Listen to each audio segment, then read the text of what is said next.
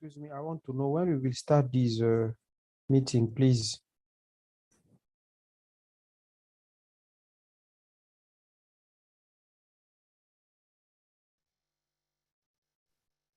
I think he's working on some technical issues. So it being the first meeting, maybe let's just be a little bit patient. Okay. Okay, I'm back. I was trying to make sure that every single person has joined the class. If you're on the WhatsApp group, I think you've seen there's been a little bit of push and pull everywhere, but now I think everything is sorted with everyone. First of all, my apologies on that. We had a little bit of glitch, technical issue. We were supposed to have people join both in the Zoom and also in another platform, but it became a little bit of the other platform brought a little bit of an issue. It was private. However, I think now we are able to start the session today.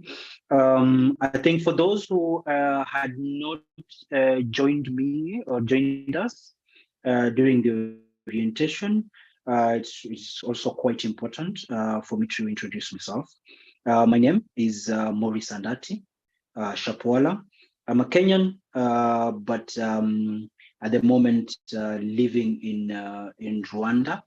And by engaging in different aspects of sustainable development, circular economy, and a little bit of organized crime.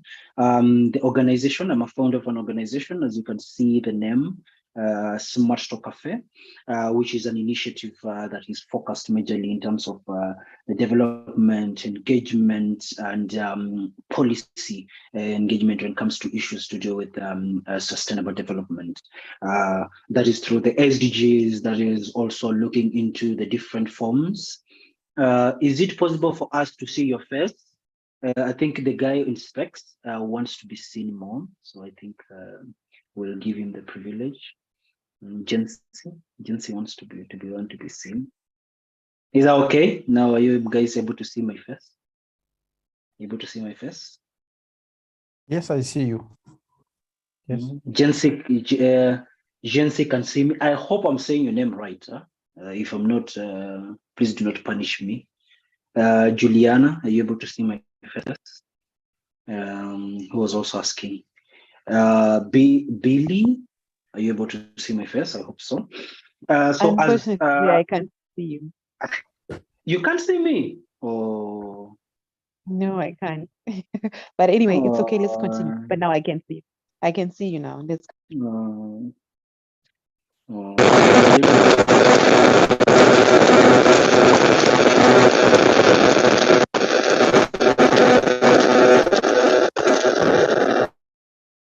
Okay, I think I've muted everyone. Okay, so as I was saying, the different engagements, so policy engagements, trainings, development of different programs and projects that are aligned to number one, the realization of the SDGs, the Sustainable Development Goals, and also the realization of Agenda 2063, specifically at policy level, but also during doing incubations for those that have developed programs or projects that are aligned with the SDGs, so that now we can go with them from the journey from them being at ground level all the way until now the programs or projects, either they're becoming social enterprises or they're developing into NGOs, or they're just groups that are making sure that they are solving the different aspects when it comes to development here in Africa. So that is the area that I am engaged in, and also under the Smart Store Cafe, which you can find on all platforms. You can see whatever we are doing and also look at ways in which we are going to engage in different ways.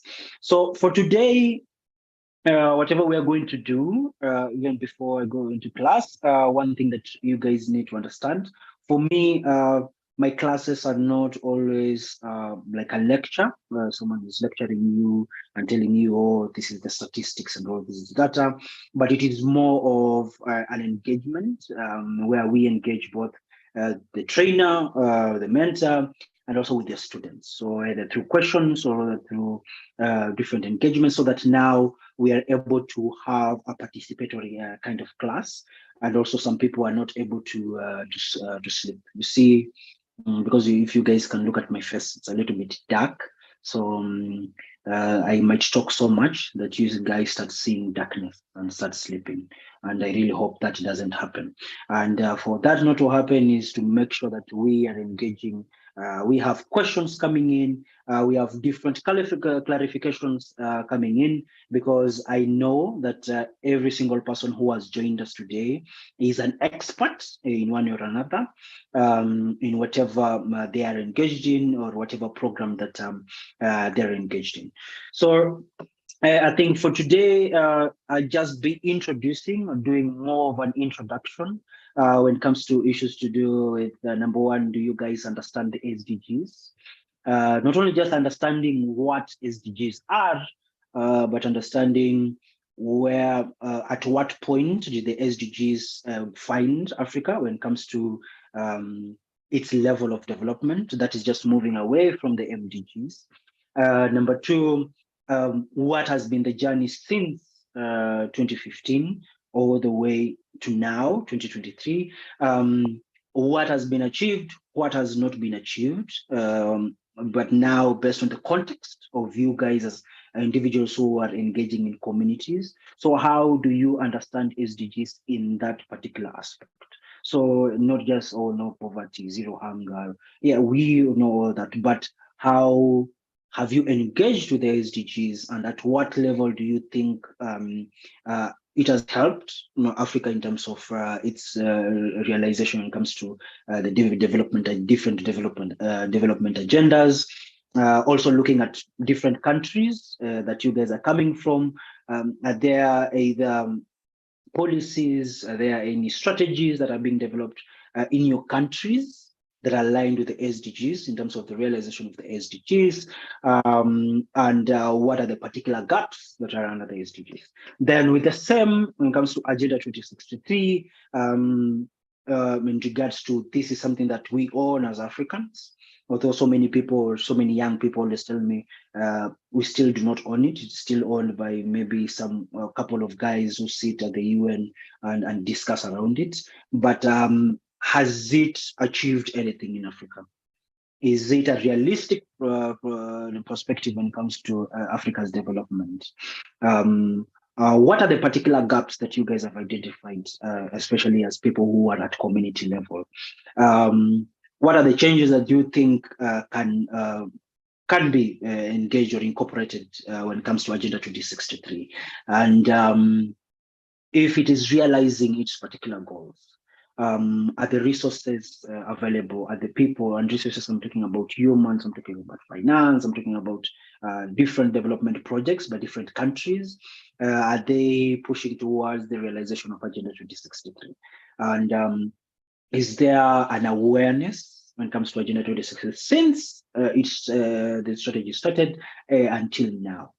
Then I think another thing that we are going to discuss today is the aspects of circular economy, because you cannot talk about sustainable development, we're going to talk about Agenda 2063, and I know and I've seen through the WhatsApp group, so many people are talking about climate change, so many people are talking about health, so many people are talking about poverty, so many people are talking about different programs or projects that they are running. But if you do not have the interconnection between whatever you are doing and the solutions that you are solving with the aspect of circular economy or having circular economic principles in terms of either the programs or the projects that you guys are running, then us having the discussion of sustainability when it comes to that becomes a little bit of an issue, because we'll be on the same what do you call the wheel, and we are repeating and repeating and repeating developing different programs, developing different projects. But when you sit down and look at these programs as third parties, then you come to realize it is just reinventing the wheel. And now 2 years, 3 years, or 4 years, when you're running that particular project, you find there's a little bit of a gap or something of the sort. So as I said, the class is going to be a little bit of an engaging. Please use the chat because the thing that I'm going to put on my screen specifically is going to be the chat because that is where now we will be sharing ideas and we'll be building more on the discussions when it comes to the session that you're going to have today. So there is something that I want to share with you, the link. For those who have laptops, for those who are using your phones, maybe it is something that you're going to feel later. But I'm going to share with you, and I just want you to go to the link and go to the form, fill in your name, and just answer the particular questions that are on that particular form. So let me just share it with you right now. So that we can start engaging on it, and you can see and all that. Another thing, I think for me and then for my class, please ask questions as much as you can, because that is the only way that we can learn in different forms. In different ways, and also we can improve ourselves. Okay, so can I ask you a question, hello. please? Yeah. You can ask. J. Is that Jency? Yes. Can I say Ntuka? Ntuka is better. It is not just a question, but it is a suggestion for me. Okay. I'm come from DRC. We speak French, but we multiply some effort to speak English. That is why when you speak, please, you can slowly. You can speak sometimes slowly for us. Then we can understand what you say exactly. That will be easy for us to understand this training, please. Perfect. No problem. I'll be so slow, but also let me know that I'm not too slow. Yeah, okay. There's someone who's asking, how about people joining via YouTube? How can they access the form? I'm going to share the link to every single person. So right now I am multitasking. I'm everywhere. Please share the WhatsApp group. Thanks. No problem. It's going to be shared. Don't worry. No, Jensia said I have to speak a little bit slow. So I'll be a little bit slow. No, it will not like this, please. Don't worry. Billy is saying, are there any housekeeping issues we need to deal with? Yeah, I'm going to bring that up. I just wanted to open this, then I want to share this link with you guys so that as I am continuing and also giving out the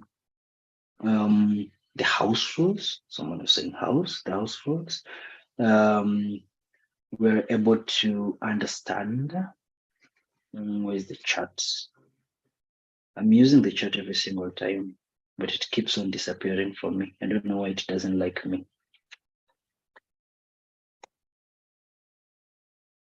So that's okay.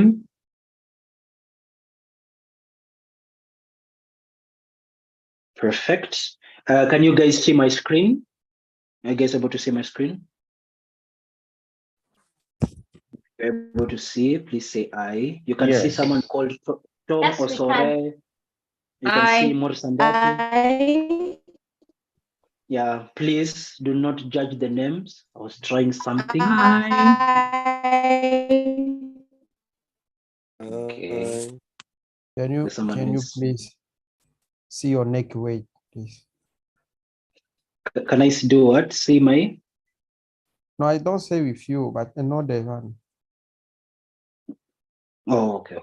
Yeah, not the people when she said that a little bit, many noise. Okay, there is someone who was saying yes, but it was in slow motion. Please check on that.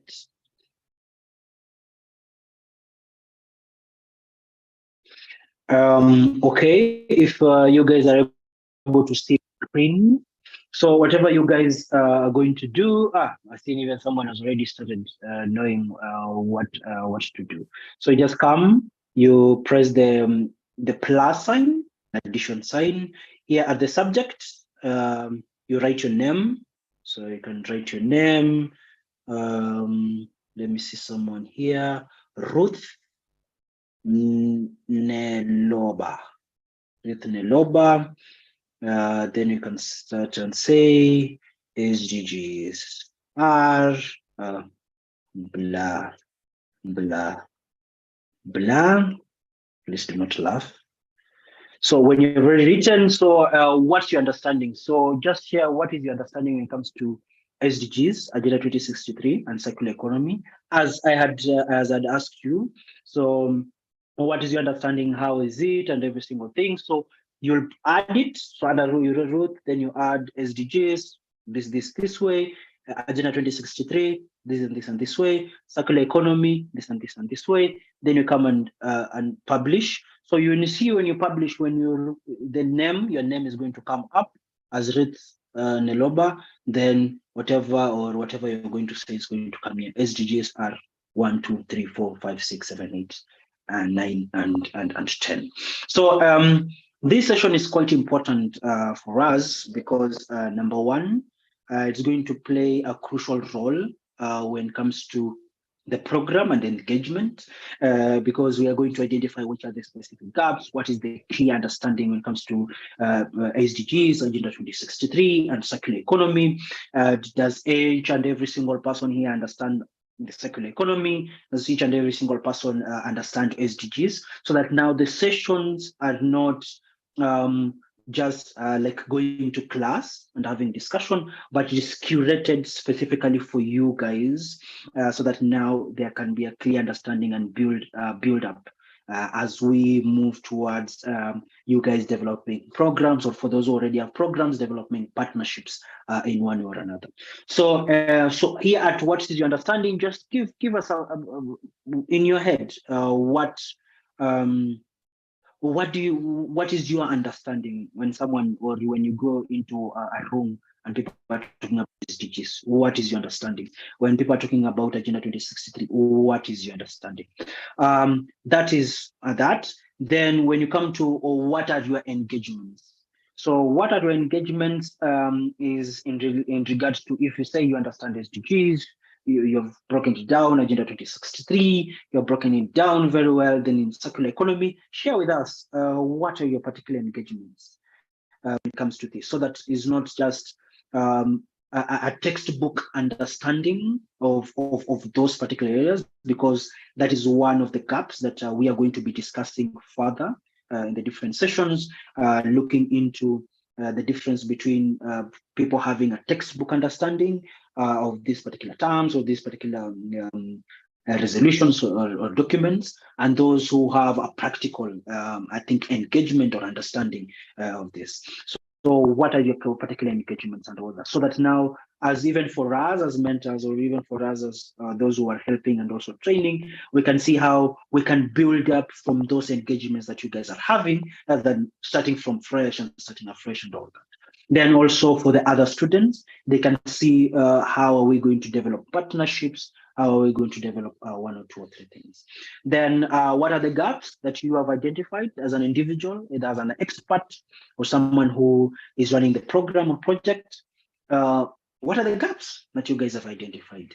Then lastly, just give out comments in terms of what do you think, or what do you wish to maybe gain from this particular program in regards to the three topics, that is the SDGs, the Agenda 2063, and also in terms of circular economy.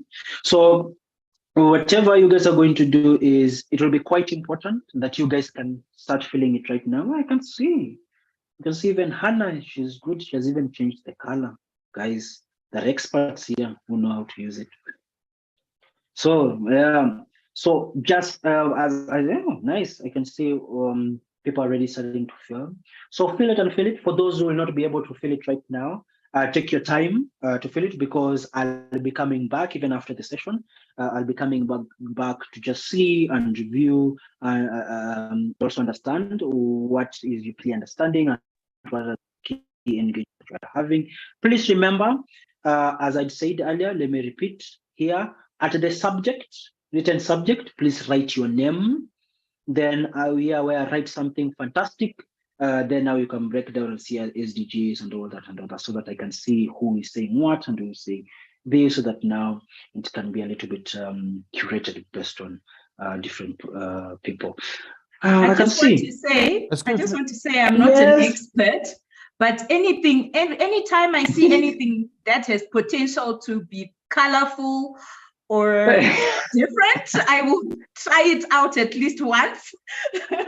It gets me in trouble sometimes, but I'm glad it worked in this case.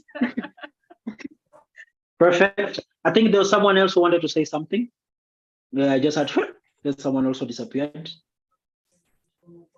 It was just to understand. When I will start by to handle that by Google. What?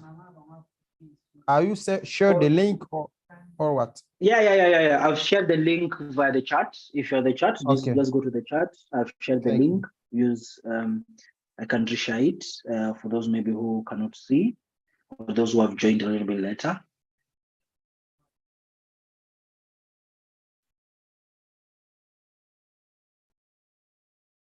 Let me just do this. Can share. Copy. Then I can just paste. So I've reshared it again on the chat where you guys can use. For those who are able to go to or to connect directly to the WhatsApp group, or in the WhatsApp group, you can copy the link and also paste it on the WhatsApp group, and let those know, the ones who are joining us via the YouTube, they can also start filling the form. But I can see now there is clear understanding on the SDGs. Also, for those who do not understand, if you don't understand either the circular economy, or you're not engaged in any way under circular economy or Agenda 2063, please also mention, especially under the gaps, where are the gaps that you have identified. Put your name and just say, I do not, there's no clear understanding, or I do not have a clear understanding when it comes to a circular economy. I do not have a clear understanding when it comes to Agenda 2063. And I also do not have a clear understanding when it comes to SDGs. So as people are feeling and just getting to get a jinx of the discussion that we are having. Billy, yes. I hope, Billy, I'm saying your name very well, because this is not the Billy that I know. This is Billy with an E. So if I'm saying you are saying it correctly. Perfect. Yeah. So yeah. This one is something that you can feel. It's not a must for you to feel it everything right now, because especially when it comes to what are your engagements, what are the gaps that you have identified, and also the comments. I need you guys to take time, sit down, and very clear. Like when I look at what are the engagements, it's a clear, or someone who else, for example, I can see someone saying SDG 13 on climate action.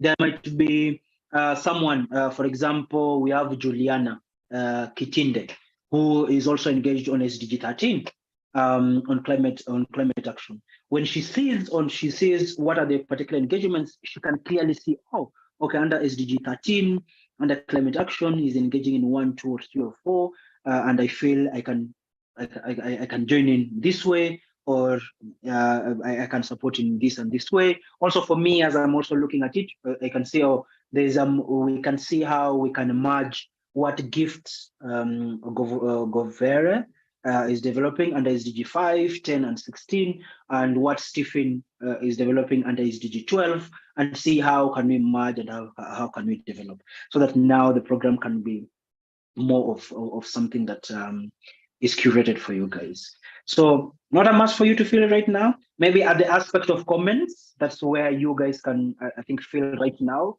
because it is what do you want to gain from all this, or for the whole session. And at the gaps, I can say SDG 2063, no clear understanding of all the agendas. Sharon, no clear understanding of circular economy. Insufficient funding. Yeah. Maybe as also people are feeling, one of the discussions that has been happening at the UN, because we are moving towards the UNGA, which has already kickstarted also the side events, moving towards September and August. August for the third committee meeting, and for September for the high-level political forums.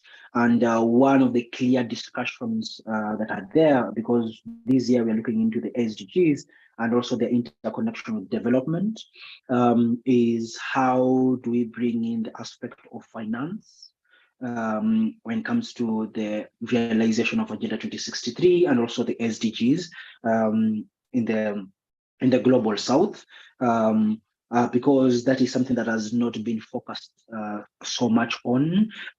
And if the finances or funding that are being developed, they're aligned only specifically to what are the, let me say, what are the cliche kind of what are the kind of cliche, or what are the kind of programs that are being followed up right now. So you'll see if you're dealing on issues to do with no poverty, and you need a lot of finances in that, and you do not have, and the world is only focusing on issues to do with climate change. So you'll see there's a lot of finances when it comes to issues to do with climate change, but there is no finance when it comes to development of different systems that are going to reduce aspects of no poverty and so on and so forth. So looking at that. So I can see under the chat, before I go to those who have raised their hands, Nancy Gacheru, I'm unable to type. How do I do it? I don't know if you're using your phone or your laptop, but I will do it again. So you just come to the plus here, then you just click it, then it's going to bring out this. Then you go to subject. Then if you're using a laptop, you can just type in under the subject. So you can type in your name. So for example, Nancy Gacheru. Then here under write something, if you're using your laptop, you can just type what's you are understanding. Then when you have completed, you've written in details your understanding, then you just come and publish. For those who are using phones and there's maybe a little bit of an issue that is maybe you guys cannot maybe fill it using a phone, because I've not tried it using the phone. Maybe I will develop something that is aligned to those particular questions. I will send it to you, then you're going to fill it. Then I'm going to help you in terms of filling the particular forms. Enoch, the chance is yours. You can speak. Yeah, thank you very much. I hope everyone welcome. Can. Yeah, we can hear you. This is just by the way question. Okay, I'm from Ghana. Yeah, I'm from Ghana, and I think last year I was selected to attend the ECOSOC Youth Forum at the UN headquarters, but because of visa issues and all that, I couldn't attend, and my interview date was I think in April. And this being a fellowship around the sustainable development, when it gets there, would the organizers help us to get maybe an introductory letter that we are working around the SDGs and we have to represent and all that? And I don't know whether they would maybe do their best and help us with that and all. That's what I'm asking for. I think one of the areas that we are going to help, maybe from us, which I'll also talk to the team, so that now when I'm giving out a clear, maybe I'm giving out an answer, it's quite clear, because I need also to have each and every single member giving their feedback.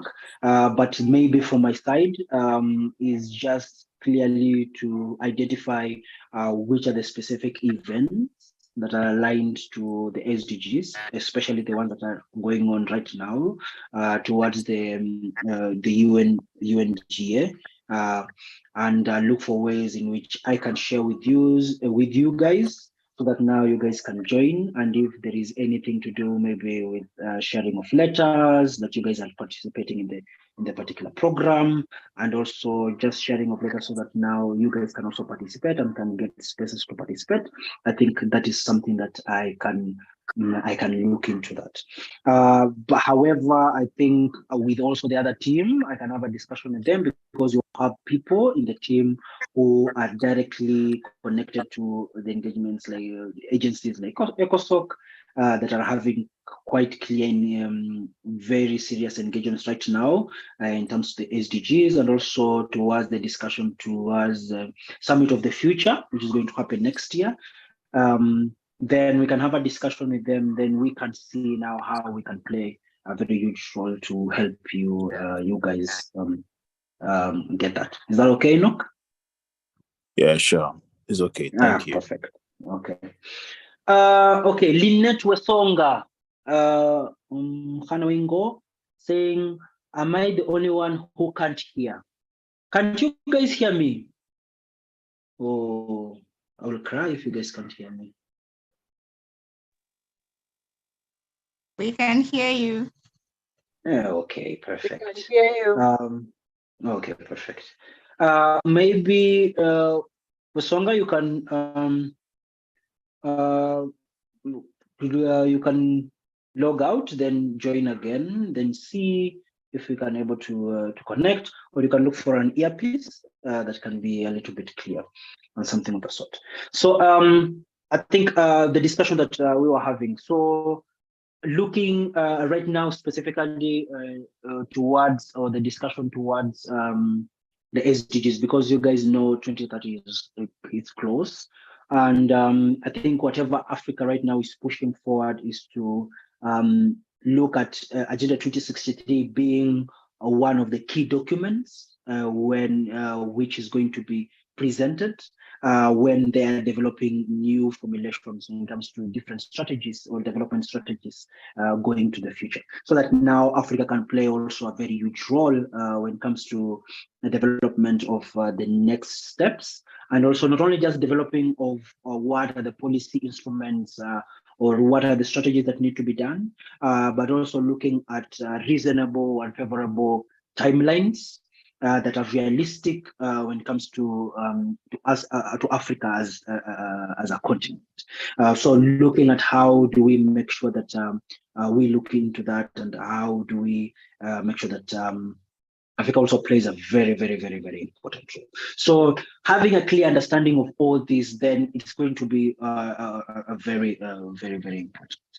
So maybe I can go to gaps. Then now it can build up to that. Caroline Rebecca is saying, hi, I'm not able to type. I've tried to click this, but nothing is happening.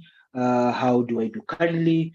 I think whatever you can do is after the session, I'm also going to reshare the link on the WhatsApp group. Then you can try. If you're not able to, I'm going to develop something like a form where you are going to fill out these particular questions. Then I'm going to help you fill it, if that is okay, so that each and every person's data is able to be captured in the program, in the document.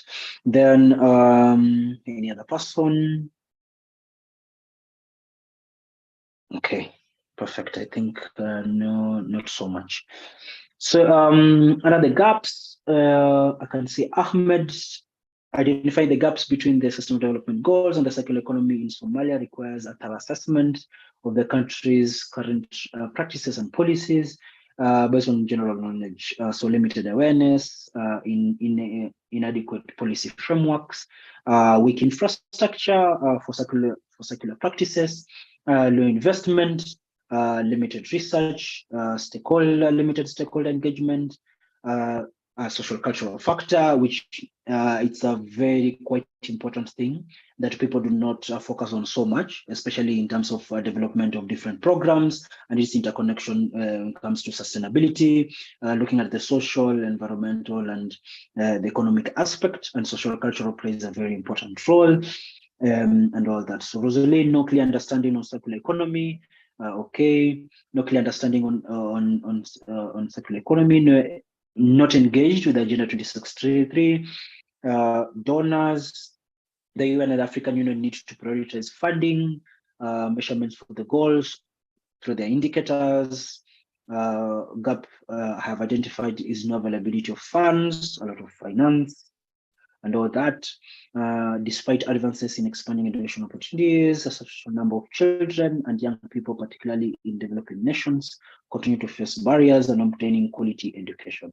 And I think one of the key things, the reason why we are looking into, especially for the project and especially for the fellowship, where we have been asking and requesting you guys to develop programs or projects and look at ways in which you guys can collaborate, is to help develop ways in which now we can start now solving these issues to do with finance, especially at our own level, as now we push for the discussions when it comes to issues to do with financial engagements. How do governments, how do we make sure that governments make sure that they get into issue discussions on issues to do with finance? How do we talk to the African Development Bank in its connection to financing the realization of Agenda 2063 and also the SDGs?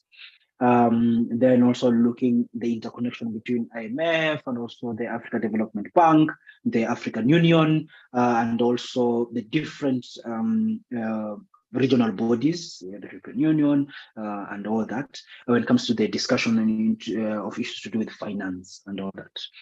So Hamis John has decided to identify our table. I think we shall punish him in one way or another. Juliana, huge food loss, poor nutrition. I feel like the greatest gap will be misinformation and lack of knowledge amongst the youth. Poverty, food insecurity, women inequality, and high rate of unemployment. No clear plan set to bring about the achievement of the SDGs. I believe in the greatest gap is lack of information and awareness by a majority of people. Very ambitious, no country context specific, and thus making it a bit hard to achieve by 2030. I think we'll discuss around that and lack of knowledge. I think as people are filling in, maybe another thing that we also need also to clearly understand with the SDGs, and it's something that has already been identified with the discussions in the UN right now, that was also discussed in the Youth Forum for ECOSOC that just happened a couple of months ago, was that realistically, we are not going to achieve the Agenda 2060, not Agenda 2063, SDGs by 2030. Realistically, we are not going to achieve that because we are so much behind. And one thing that we always have discussions with also people that I meet and also do these programs with is specifically in Africa, we are still training people and creating awareness when it comes to SDGs. And we have only remained with 7 years when it comes to achieving the SDGs. And there are 17 goals that we need to achieve and also share the different indicators. Were you guys able to go through the report that I shared over the WhatsApp group? Maybe you can use the chat to tell me yes or no. If you guys were not able to, maybe we can find a session where we can look at specifically the continent of Africa and see what has been achieved and what has not been achieved. And I'll tell you, I'm really sorry, not so much.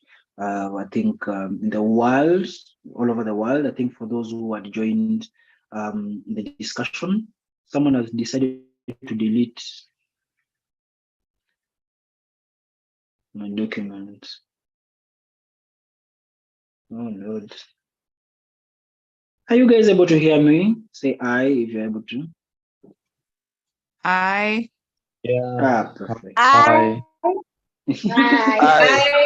Yes. I. I'm hearing you.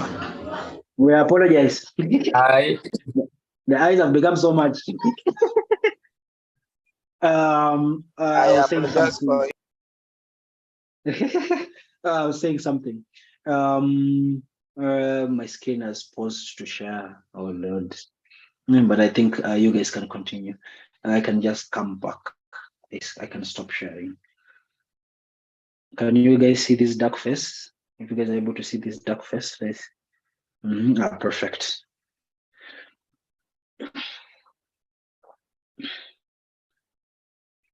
So I had asked a question, maybe using the chat. Were you guys able to go through the report, the SDGs report that I shared, the 2022 SDGs report? Ruth Neloba says yes. I don't know if she's saying yes because she can hear me, or she's saying yes because she has read. Alvin, you can't. Can you hear me? Yes, I managed to. Yes, I can see yes. There is also a lot of no. I think whatever we can do is from one of the sessions, because we're going to have a session that we're going to dive deep and deep into the SDGs specifically in terms of the context of Africa and in terms of its realization in Africa, and also connecting it with whatever you guys are doing. We can have a session where we can go through the report, specifically the African part. And I was saying one of the sad things is for the SDGs all over the world, it has only been achieved a little bit, 40% of it.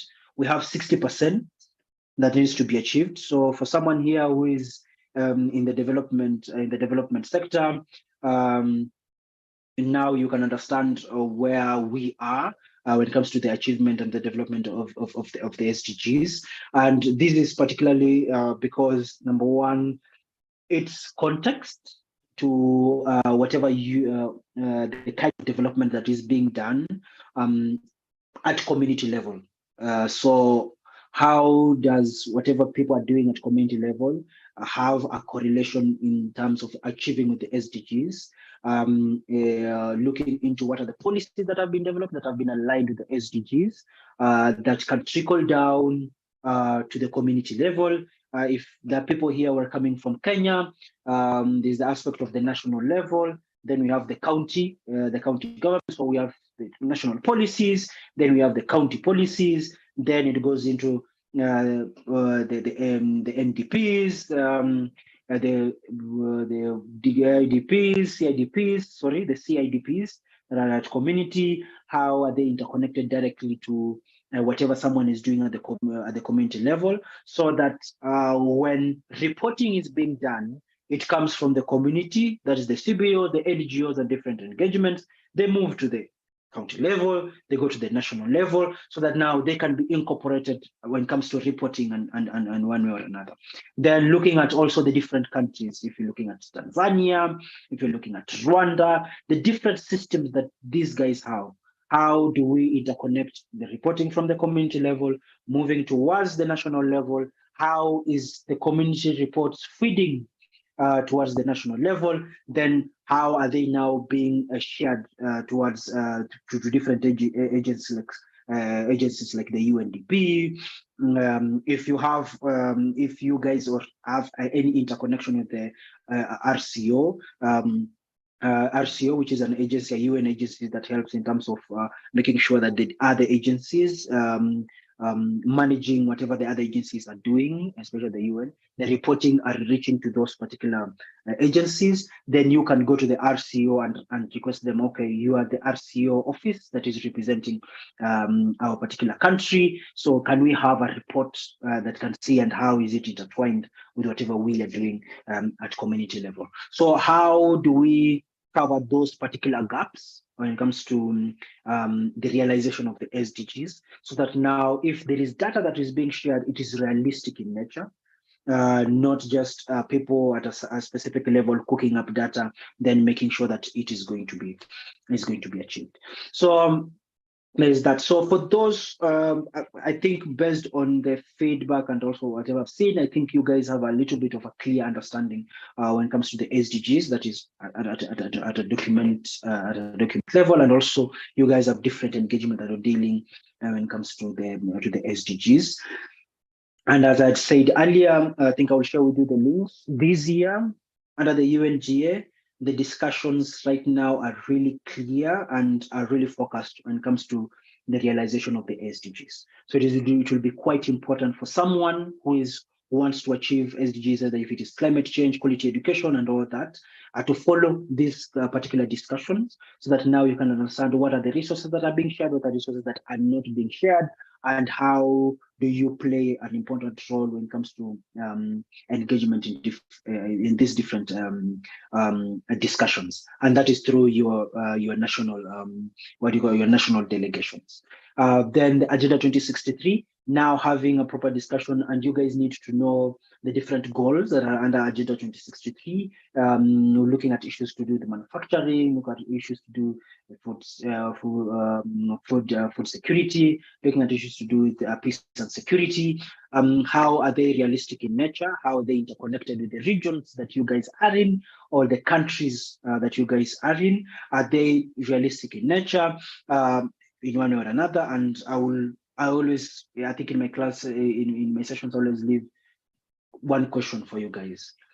Do you guys think that having one youth envoy can support and can make sure that all the discussions of young people in the whole of Africa, if they can reach out to all the issues or engagements that all African youth are they able to share to the African Union only through one youth envoy? If it is yes, why? If it is no, what are the suggestions that you guys have? So that is a challenge that I'm giving you, and you go down and think. So how, in terms of the engagement, if not, maybe you can go do a little bit of reading. I'll share with you guys a link of the youth envoy so that you can see. I see someone saying, how big is the youth envoy? It is one representative who represents the whole of the youth, but it is a really huge office which has a lot of resource, that is given a lot of resource, and its key focus is to make sure that the issues that are affecting young people, are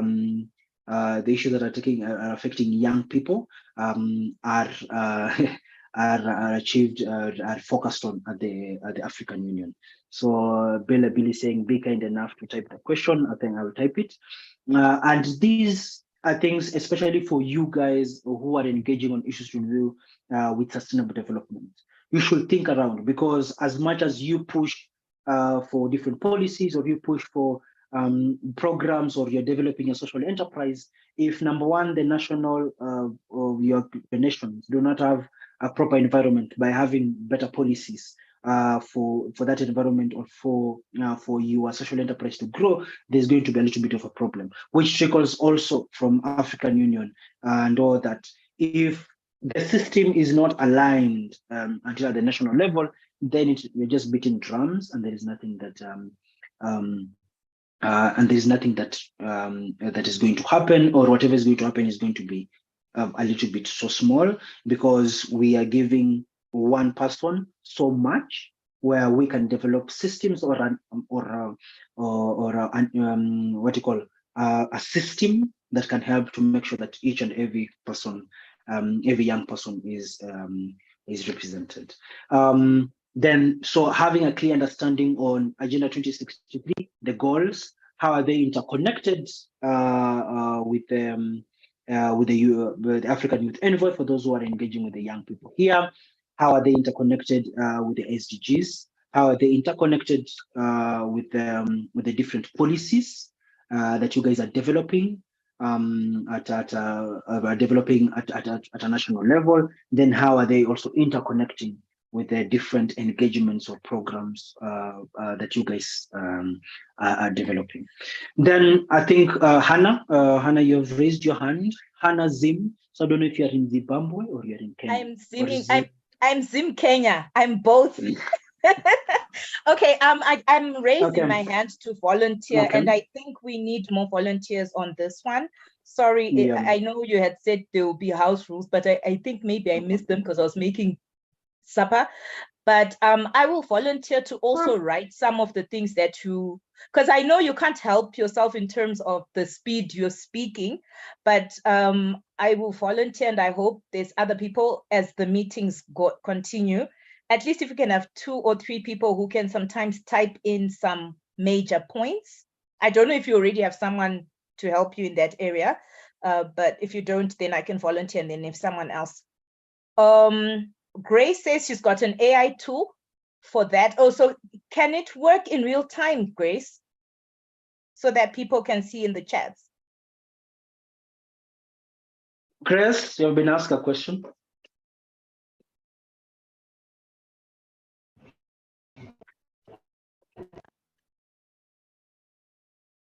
Grace has decided to disappear. She has heard you are preparing supper, and she forgot to prepare hers, or she has gone to the kitchen or something. So yeah, no problem. So whatever we always do for the fellowship is, I think at the end of the class, one thing that I will request is, number one, if you guys can have rapporteurs amongst yourselves, who are able to make sure that everything that is being said is shared on the chat. Then another thing that we always do I think what I'm talking about is not rapporteuring, and I think I know what Grace is talking about. There is a rapporteur, there's an AI tool that does write down, but in real time. So for example, when you did ask that question about the youth envoy, someone didn't get it fast enough, and Beulah actually asked to type the question. So I know the AI tool, but the AI tool doesn't work in real time, and you don't want other people. No, I'm saying like it's recording in real time, but can people see it in real time? That's my question. I think whatever you can do, as you had said, you can volunteer so that you can type. However, you guys can have discussion amongst yourself so that you can see also who else can also volunteer, because you might find also maybe I might be speaking and you're typing, and also something else passes you. So I think that can be a really quite interesting suggestion, which you guys can discuss, if that is okay. Is that okay, Hannah? Super duper. Thank you. Yeah, perfect.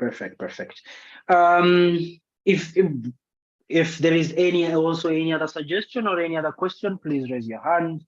Hannah asks, is a single youth envoy adequate to represent all the African youth?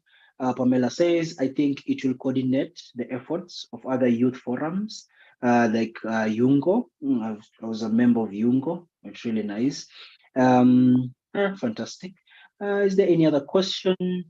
So that's just the question that I was asking. How do you guys feel that that is something that can represent or can help make sure that each and every grievance of young people are shared to the African Union, looking at the aspect of how effective is the system when it comes to the representation of young people. So that now when we are looking into the development of different engagements it's clear that we also understand the kind of representation that we are having as under the African Union. So we're not just only talking about the UN, but also under the African Union. If there are gaps in that particular area, then for us, we take it as an initiative to be like, okay, can we have a way? That we can go and share and also call upon the different agencies so that can listen to us. That's why I think in future, as we continue, because I think as we continue now, the sessions are going to be a little bit more serious and they're having discussions particularly for the particular topic. But you'll see there are also events that are there, and whatever we can plan is we can have a discussion with the representative maybe from the African Union to come and also us share to them and tell them, okay, these are the gaps, these are the things that we are having. How do you guys engage in terms of the realization of the SDGs or the Agenda 2063 to make sure that things are moving forward. So I'm not having so much time. I know in terms, and I've seen someone has asked, hello, what time does the session end? And it is Ruth who is asking. Don't worry, I'll let you know. I think a question or something that now I really wanted also us to look into is, after you've already understood the SDGs, the Sustainable Development Goals, you've already understood when they're going to end. You have already understood the Agenda 2063, which I'll also share different documents with you guys, but we'll also have a session where we can break down the Agenda 2063 in details, is the aspect of circular economy. And the aspect of circular economy is building systems that are making sure that we are not, there's not aspect of waste or waste in one way or another. For me, that is always the simplest aspect when it comes to circular economy. So how do you build a system that when it's not affecting the environment, it's not affecting the population, it's not going to have a different impact, a negative impact into the society in one way or another, but it has something like a circular kind of system. So how do you recycle? How do you reuse? How do you make sure that everything that you are developing or the program that you are developing has those particular principles in them? If you're developing a program, how do you build such kind of systems? If you have your own social enterprise, even if you have your own business, how do you develop a product that is aligned with the circular economic kind of system? And I always give an example. Always give an example, and there's a project that we are running here in Kenya. It's in Kenya, and it is focused on aspects of climate change. And we are building in terms of reclamation and reclamation of land, of water catchment areas. It is also, we are also doing it in Rwanda, where we are looking at a reclamation of mining areas where there was mining and they were left.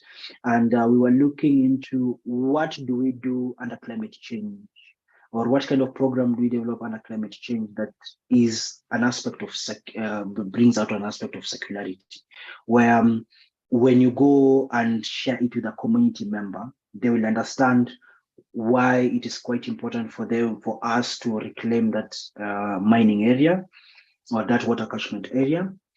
How do they benefit when it comes to us in the process of reclaiming that particular area, and what is the cost-effective benefit, and what are the kind of benefit that they're going to get, not only in terms of them having water or something of the sort, but when it comes to food production, when it comes to aspect of them using clean water for their use and all that.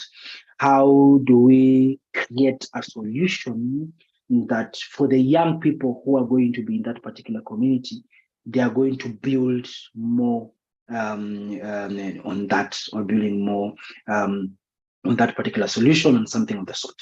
Then number two, it can be owned by the community members because they've already seen how they are benefiting, or how they can build other, how they can build other value chains in that.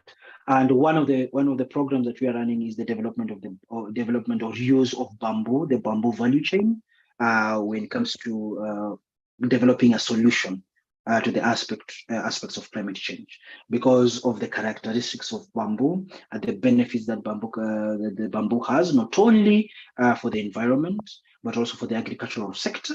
And also when it comes to having hard metals and something and so on and so forth. So if you're talking about mining areas, which crop or which plant are you going to grow that is going to remove the hard metals from the river? So that water can be used for irrigation. That water can be used for other things. So you see, if a community member understands, they'll be like, yeah, plant that particular one. We will make sure that it is there because there is something that is going to, we are going to support, or we are going to get, you get something out of that. So we develop bamboo. So one of the characteristics why we use bamboo is because of its sustainability in nature. So when you plant one seedling, it grows 20. So that means when it grows 20, when it comes to them using the crop for also economic benefits, they can start using it as early as 2 years or as early as 18 months, where they can have products. And we have so many. We have a women group that is developing, that is making activated charcoal. They're also building briquettes. They're also doing that. So you see, we just wanted to reclaim the water catchment area and also the mining area. But now they've started solving the energy issue when it comes to at household level, because you cannot talk about climate change in Africa and forget about the aspect of energy and energy production, because they are a little bit aligned because of the fossil or the dependency of fossil fuels here in Africa, and also us pushing Africa towards its development agenda. We need to develop we need to develop industries and so on, so on, so forth. So now they're developing the activated charcoal. Activated charcoal, whatever they do, it's for medicine. They do it for medicine, for beauty. They put it with the lotions for beauty. They create what do you call masks, and they remove the mask. Holy poly, ooh, beauty in the air. They also use it for food. They mix it with food and all that. So you can see everything is being solved. We just wanted to reclaim land. We just wanted to reclaim the environment. So what about other products? So at the end of 2 years, because in Kenya which has been, I think this is our 5th year. In Rwanda, this is our 2nd year. And in Kenya, we already have now young people who are going to this particular area. So because we train them on sustainable, because they have to manage this particular forest, that are these bamboo forests, and whatever they get from during sustainable management, then they use it to develop products. So they make chairs, they do weaving baskets, they do all that. I'll share with you the pictures and all that that you can see. So they do weaving, they create different products, earrings, necklaces, and all that. So for these people, when you go and have a discussion with them that we are coming, or we are talking on issues to do with climate change and its impact at community level, when you talk about poverty, they can see a correlation when it comes to what is the solution to whatever thing that you're giving. When you're talking about energy production, they can see what is the solution according to that. So they'll be like, okay, we can engage in this because we can see what are the benefits. When it comes to farming, Rwanda, for those who are in Rwanda, you know the topography of the environment. So in terms of reduction of soil erosion, bamboo is really nice when it comes to development in manure. When you hit it, there's a name that is being given. I'll remember the name. So you hit the bamboo, when you cook with it, whatever remains, I was about to say Swahili jivu, and Kenyans and Tanzanians will laugh at me. The English disappeared.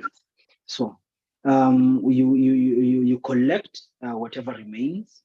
Then whatever you do, you put in a specific area, or if you have your manure, you mix with it. Then for urea, funny thing, you just use the normal urine. So if it is for animals, even for us as individuals. So when you mix, it has a really nice base that reduces the acidity when it comes to the urine. And then with that, after 1 week, you put it in your farm. You don't have to buy the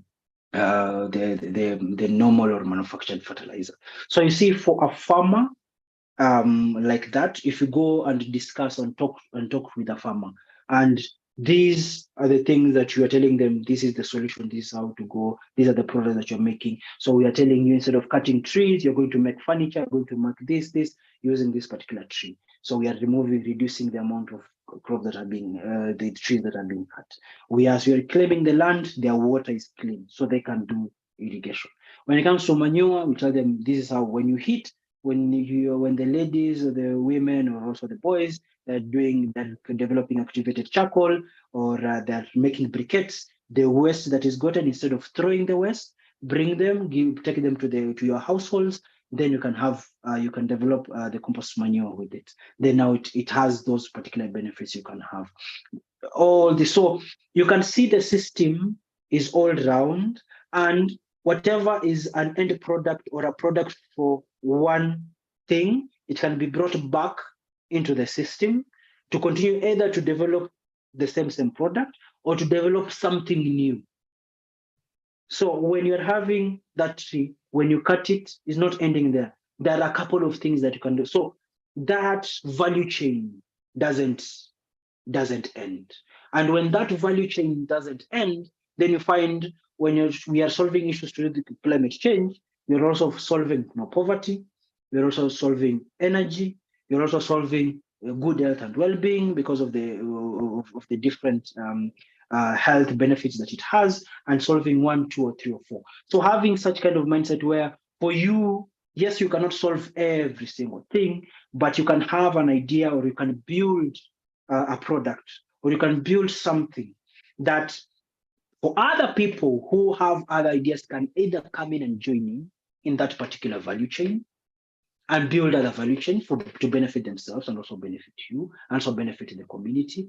And also, when you're looking at the direct impact to a community member, you don't have to go into a lot of sciences, but now they can understand, okay, this is what I'm going to get out of it. Now I can engage because of 1, 2, or 3, or 4, and 5. So you find for those who are developing briquettes, for those who are having activated charcoal, definitely we have to train them on economic empowerment. You have to train them on financial literacy. We have to train them on this. So you see the different value chain. So you see, if Hannah is the one who is solving issues to do with climate change, and she has built the bamboo, she's going to work with Alvin, because for Alvin, him is maybe an expert when it comes to issues to do with poverty. So him is looking at how do we build financial resources at community using the resources that are in that particular community. So we are not guessworking. Then Hamisi comes in, and he's like, for me, I think whatever I do, I am a carpenter, I know how to develop different products. So for him, we'll develop a collaboration with Alvin to solve that particular thing. Then Molly comes and says, I think for me, I've seen the biggest issue, the aspect of energy at community level, where women are being affected by soot and all this and all that and all that.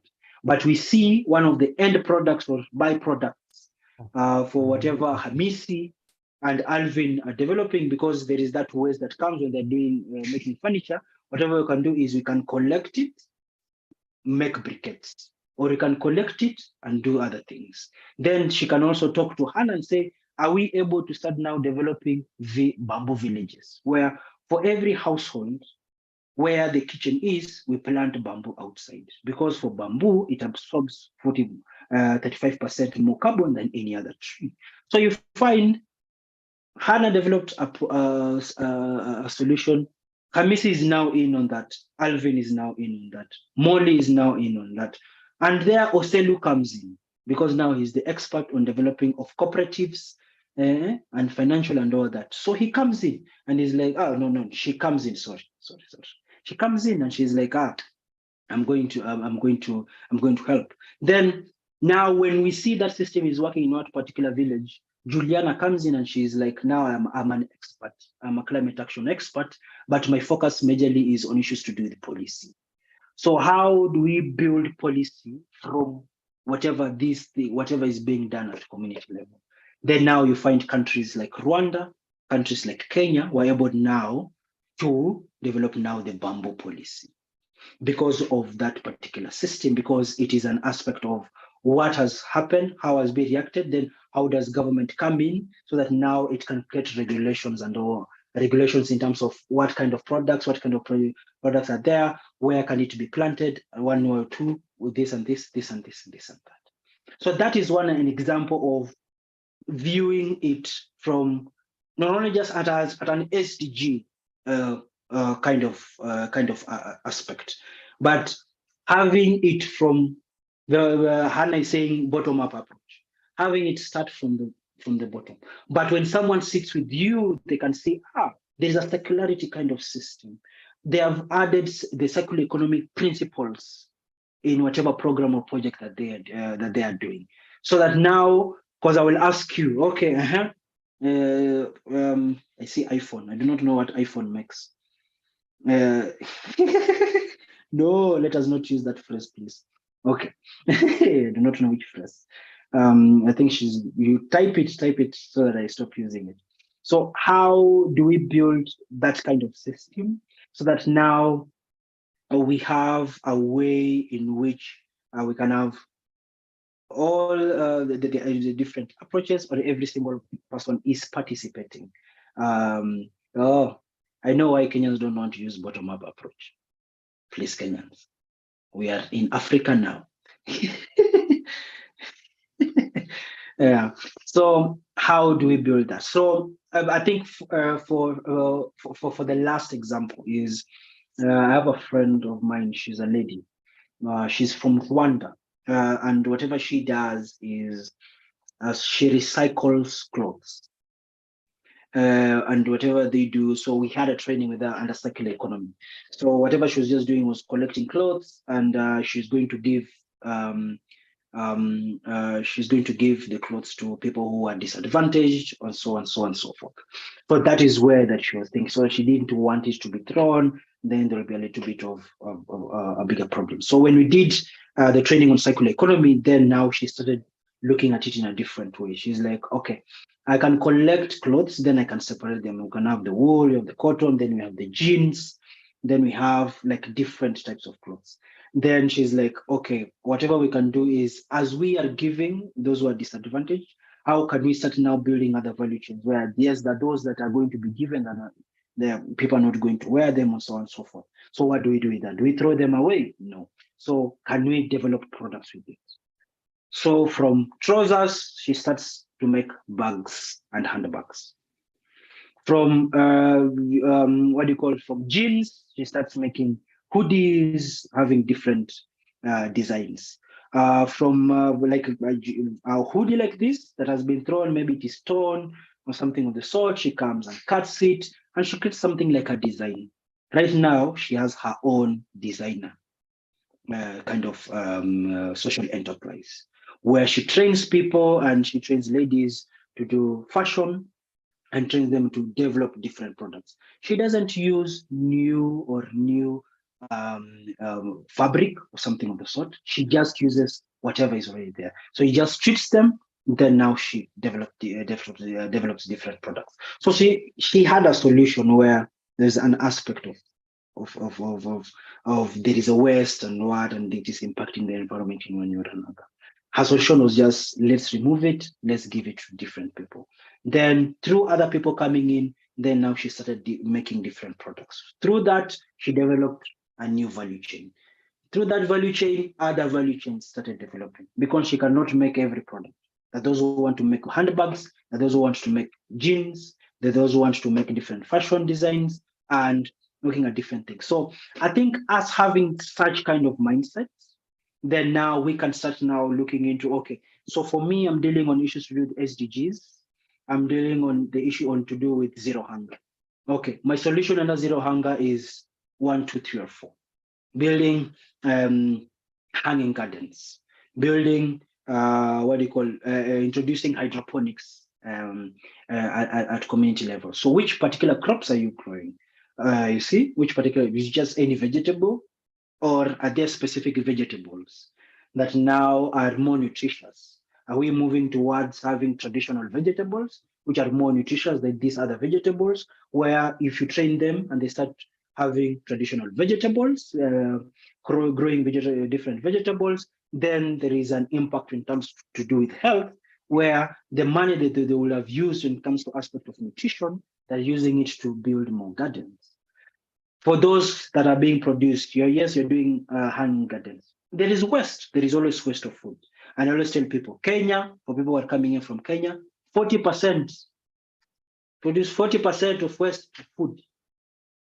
40%. Yeah, I will return 40%. And I know you guys are about to ask us to do a pay bill to help some people who are having food crisis somewhere. So you see, build hanging gardens. Okay, there is a waste of food. 40% of food is being wasted.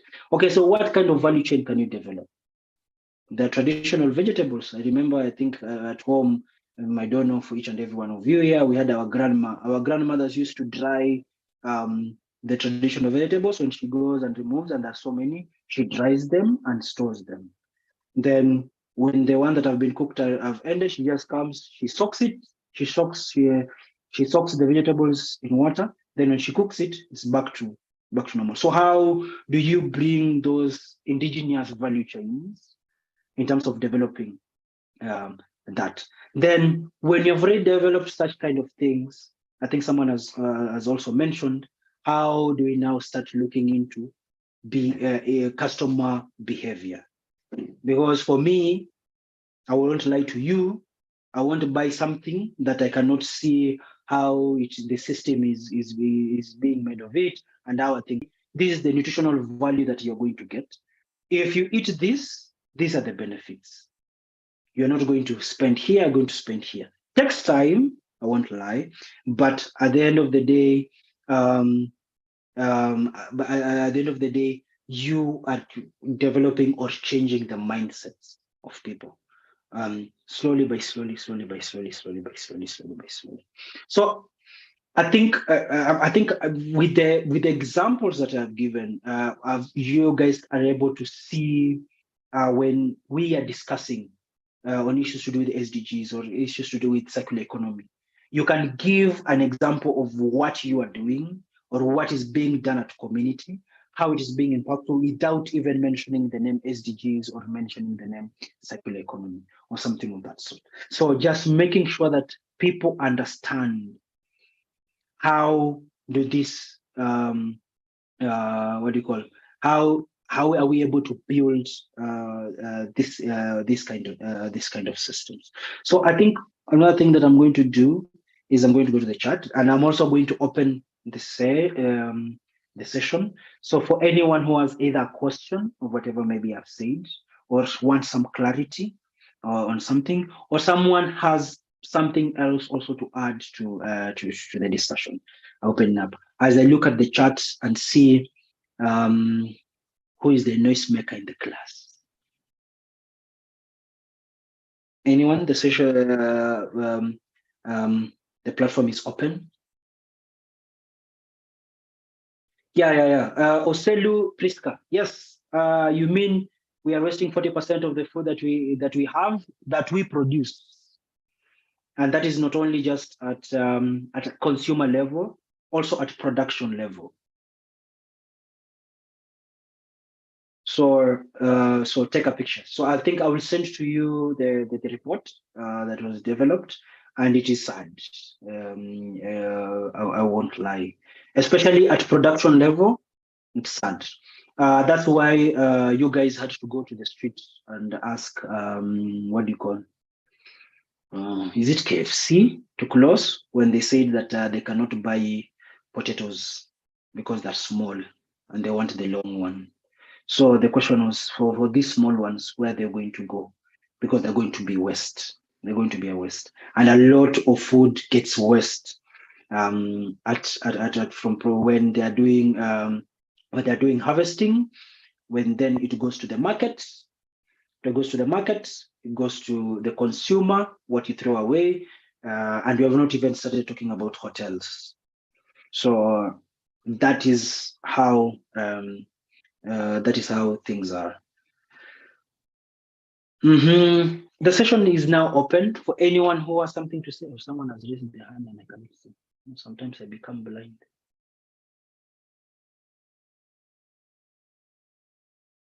Sorry, Alvin. I tagged you. I pinned you by mistake. Now you're looking at me awkwardly.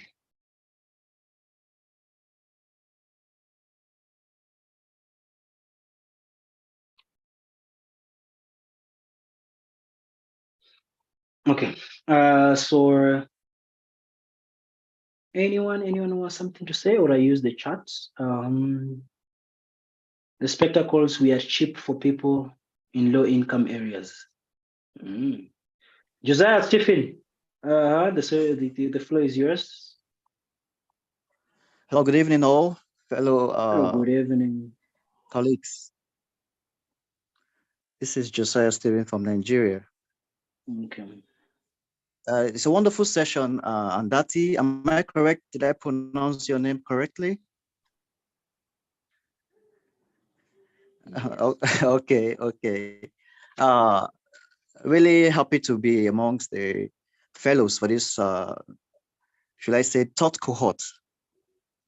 Yeah, it has been a very interesting session. It has been a very interesting session. I must be frank. These are kind of policies that's needed to be driven by African leadership even before now. Perhaps they have not done well enough, or the policies are not even implemented to the latter, I would say. And it's a very wonderful thing to see young people within Africa and beyond speaking up, and even not just speaking up, but already setting the ground running in making sure SDG goals are also achieved in Africa, and it's also done to the latter. So having said that, I had want to commend your effort, yourself, and also your colleagues that have really seen this opportunity to be able to bring it to the rest of the African continent, and also to carry along other young people and professionals, young professionals within Africa, to make sure we drive this initiative. And I believe this is just the beginning of greater things to come. So furthermore, I would like to make a few comments with respect to SDGs, and also particularly the circular economy. I'm a geoscientist by background, and also a faculty. I'd like to say there have been series of initiatives which has been on the ground towards achieving the SDG goals. I believe in Africa and in other parts of the continent too, which has also primarily focused on achieving the SDG goals. But I'd like to particularly comment on the circular economy. Africa in particular has not really done well with respect to production, then taking it further to the aspect of even consumption, because we are lagging behind when it comes to the issue of conservation and also preservation. It goes sine qua non. All right. So we might have the policies, the right policies on ground, but the gap between the policy making and also implementation, that has been where the challenge is. You see, we sit down, we make drafts of wonderful policies. We have representatives before the United Nations, and also within the African Union, and even both on regional and sub-regional level, for instance, the ECOWAS, and also I believe the Southern Africa has also a sub-regional association that really oversees their activities socioeconomic wise. So circular economy generally is a very important topic within the front burner that has really been at the fore of issues regarding economy, regarding socio-economic development, and also human capacity development. But Africa has not really driven or even built capacity in that direction towards sustainable developmental goals. So I'd like to suggest with the aforementioned intricacies with respect to circular economy. Of course, it's a good step in the right direction, but what needs to be done, more work to be done by engagements after creating policies. Then when it comes to engagements, going out to the streets, collaborations, networking between the industry and also the academia is very important as well. Carrying out the population along, all right, reaching the, should I say, people in the interior part of Africa. You know, that's where the real social impact comes to play, all right? You and I might have access to the internet, all right? We might have access to the latest technological gadgets, but what about the people within the interior part of Africa? You know, how do we reach them with these policies? Okay, that's where collaboration comes in. As neck deep, that has to do with implementation. Collaboration is very important. Networking is very important. And of course, it's a whole holistic involvement, of course, of various stakeholders, as the case may be. So I don't want to talk too much, just what I want to say, just to allow the floor for other people to contribute. Thank you. Yeah, perfect. I think you've raised a very, very, very important point. 2 points, that is, in terms of the level when it comes to aspect of circular economy, when it comes to realization at the African level, which is funny. I won't lie to you. I think we were doing a little bit of research when it comes to the development of circular economic principles. Then we came to realize a little bit of some bits of Africa was already engaging in circular economy. Just that we didn't have a name to put to it when it comes to aspect of circular economy. But when it comes to number one, looking at the consumer base, then looking at also the production base, and the interconnection between products moving from production, or the not even production, from raw materials all the way to the consumer base, and looking at what are the particular value chains that are in the middle. And where does Africa play a role when it comes to participating fully in those value chains that are in the middle, from raw materials all the way to the product that is being developed. And closing our eyes and not looking into having a very huge role to play when it comes to that particular that particular aspect, it becomes a little bit of a problem, because either we are wasting whatever we are trying to produce, especially at raw materials, or the market is not aligning to our side when it comes to the different products that that we are developing. So before I just bring in a couple of people, there's a couple of questions that were directed to me that I wanted to see. I think I'd written. Clarification on circular economy. Is circular economy part of the SDGs or Agenda 2063? And when was it developed? It is something that seems a little bit new. It's like a new principle that is being developed and implemented and being realized, just now moving from practice to policy.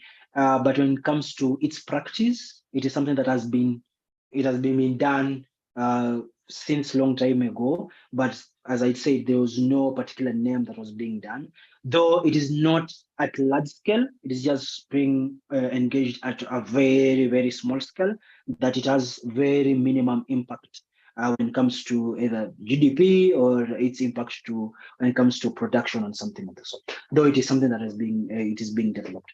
And one of the things I think I will share with you guys are a couple of things you guys can read and also see the journey that Rwanda has had when it comes to its development of the of the circular economy strategy and policy, being one of the only country that has developed such a kind of strategy.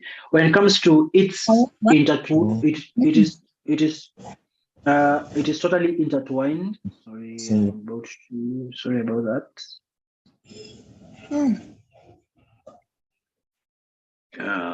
Give me a second. Okay, thank you. So in terms of it being intertwined, yes, it is intertwined with aspect of SDGs. Because in SDGs, there is one word, sustainability. And when you talk right now, when you talk and you're looking into especially building enterprises and businesses. So now me talking to people who are building businesses and enterprises. One of the things that you need to look into so that now you can expound your financial reach is looking at the aspect of circular economy and bringing in people who can help in terms of expanding the different value chain in terms of the different products that you are developing. And you'll quite learn very well that whatever product you're developing it can develop several value chains, and it is easier for it in development. When it comes to the achievement of SDGs, not only just at policy level, but at community level, the principles of circular economy make it easier even for the understanding of community members, because circular economy looks at the nitty-gritties. What are you developing? What is the impact? How can it not affect the environment? And I always give an example. Sorry for people who are dealing on issues to do with climate change. Planting trees is really nice, but the question that I will ask, there's another question that you guys can think on, is which tree are you planting? Where are you planting it? And what is its impact in that particular environment? So looking at it that way, so that I do not plant hardwood trees where people want to plant maize. Because its impact, yes, there's going to be a tree, but it's going to be a little bit of a problem. So looking at it in that way. So alignment, yes, it is aligned, but in terms of in terms of policy, something that has just started a little bit late. Maybe you can do a little bit of research on a foundation called MacArthur Foundation, but I will send you the link because they are one of the institutions that are key focusing on circular economy. A little bit of interconnection between waste at the production level. So at the production level, because of not having different kind of circular economic principles or different systems, there is always a lot of waste. So you find that you produce a particular product, then whatever is going to come out of that particular product is either thrown away or it's going to be thrown at a dumping site. Then at that dumping site, there's something that is going to be looked into. So one of the things that has been focused on, especially there was another discussion that was being done at ECOSOC, youth at ECOSOC, and also there's a side event that I participated at ECOSOC, the youth forum that was being done. One of the discussions that we were looking into is the production level, especially at Africa, and its interconnection with the waste that is being produced, and there is nothing that is being done with the waste.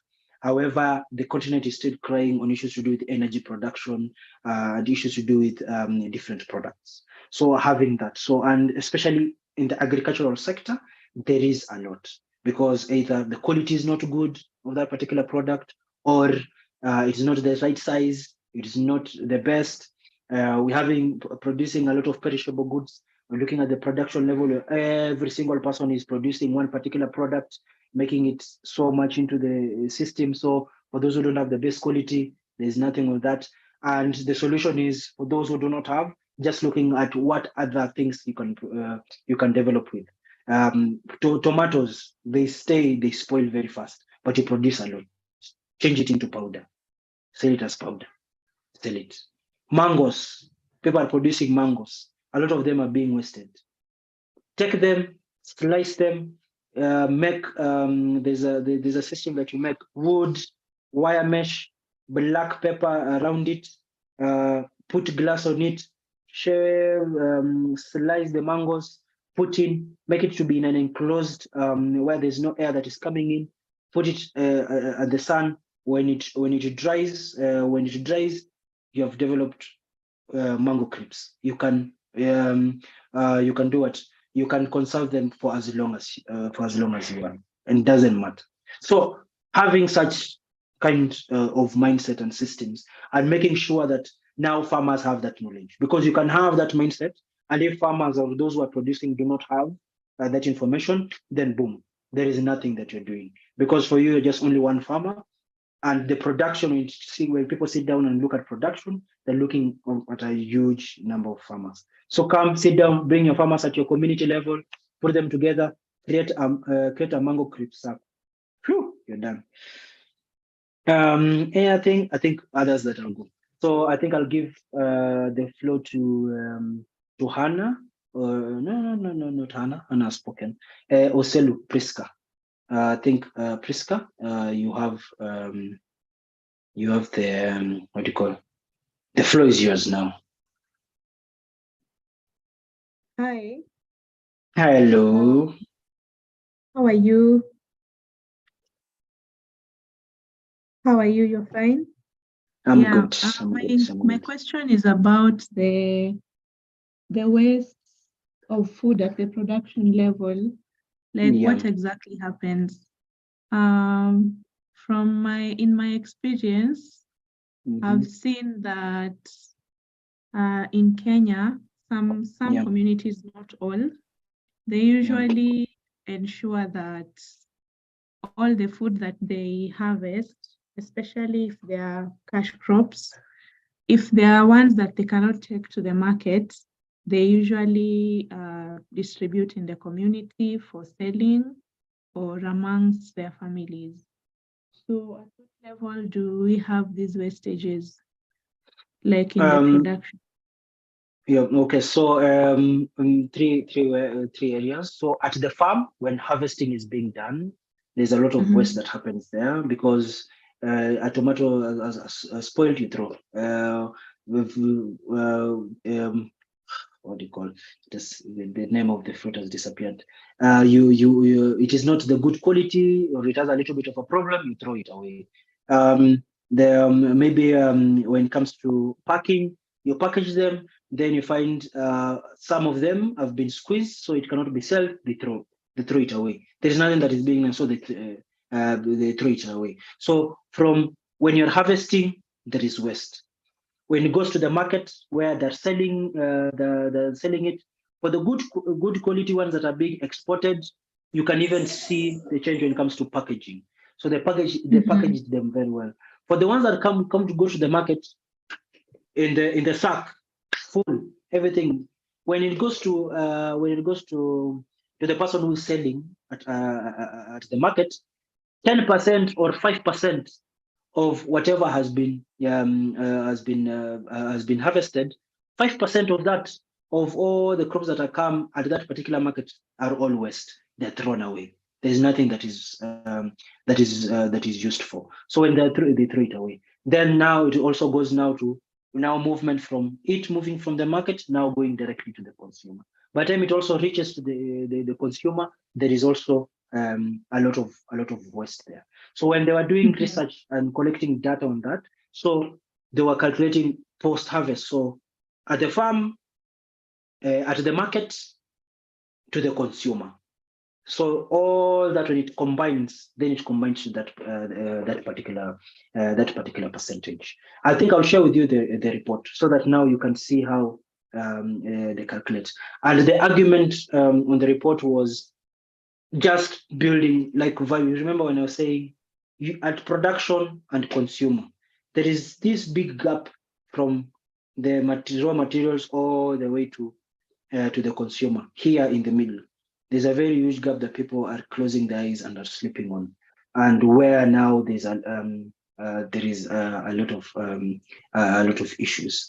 I'll give an example. There is three ladies. The two are coming from Rwanda. One is coming from Kenya. And whatever they're doing is they go to the market, they collect. So they go to, in Kenya, we call them mama mboga, or the ladies, the vendors who sell especially vegetables and everything. So they've identified specific markets where they go to tell the women, and they tell them, if you have the ones that have been squashed or something that you feel that cannot be sold, or the ones that maybe you cannot sell it the next day because it's not good, you give it to us. Then whatever they do, they've created a way in which they conserve. So there's the mangoes, there is tomatoes. I think they started, this year. they're converting tomatoes into powder, not paste, but powder. Then they're looking for other products that can be developed from those vegetables and something, and so on and so forth. So those are the particular areas where food is always wasted. Sorry for digressing. But don't you think that the ones that are thrown away are sometimes it's sometimes a way of recycling those wastes? Like, for example, when you're harvesting and then you find a rotten tomato in the farm, then you throw it in the soil. Isn't that like you are recycling the waste? Most of them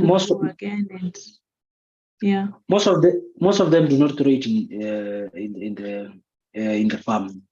When you go to the warehouse, they collect, they clean, they bring them, then they throw it on the river or they throw it somewhere else. Like it's not an aspect of, okay, we are going to collect this, then you're going to make them as manure. Then after we make them as manure, then it's going to be put inside the farm. So it's just going to be thrown, not on the farm or something of the sort. Then another thing that they realized was, especially at the market is worse because they just collect, then they throw it at the drainage. It goes to the sewage system, and that can be that can be used into different things. So you find the ladies, for them, before it goes into the sewage system, so they come and collect before. So they have sacks and everything where they say, if it's bad, just throw it here. If it's bad, they throw it. So the ones that they cannot convert into other products, they convert them into manure, they dry them, when they've converted into the manure, they sell that manure to the farmers. So you see, they're selling it back to the farmers. But see, after they just throw it, it goes back to the sewage system. Then we start I'll complain as a Kenyan, or it has clogged, or West has done something, or Jesus. They're waiting for Jesus to come. So those are the specific areas that those who recycle and put them into they put them into as manure and all that. The farmers will do that, but not most of them do that. So you find, that's what I was saying, there's that 5%, then there is this 20%, then there's this 10%. When they collect them, all of them, they realize now 40% of the food through the food, that full value chain from production all the way to the consumer. When you calculate all of that, then you have that particular waste.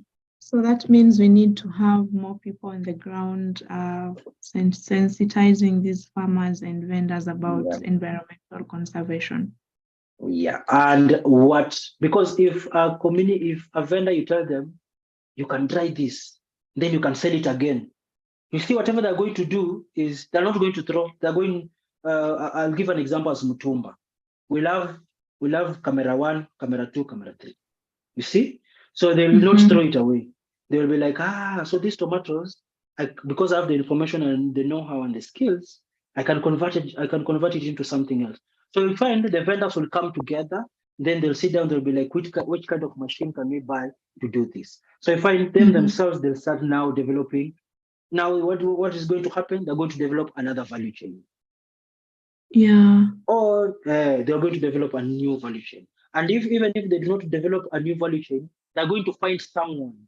They'll be like, Priska always recycles Amanini. Can we call Priska to always come to help us?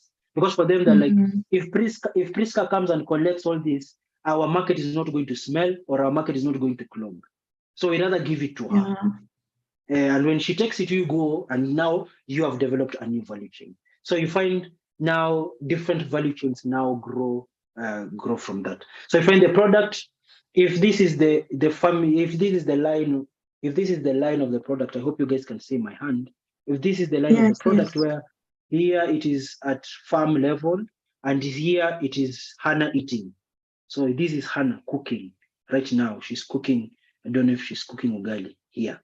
So when this maize, before it reaches to Hannah, and there is spoiled here, before it reaches here, if there is anything that is spoiled in the middle, whatever it is going to do is going to branch into a new value chain. So either it can come and go back as manure, and grow more maize so it can go back as manure, or it can branch into a new value chain where still one time it's going to come back to Hannah as the consumer, but it's going to come back as a different product.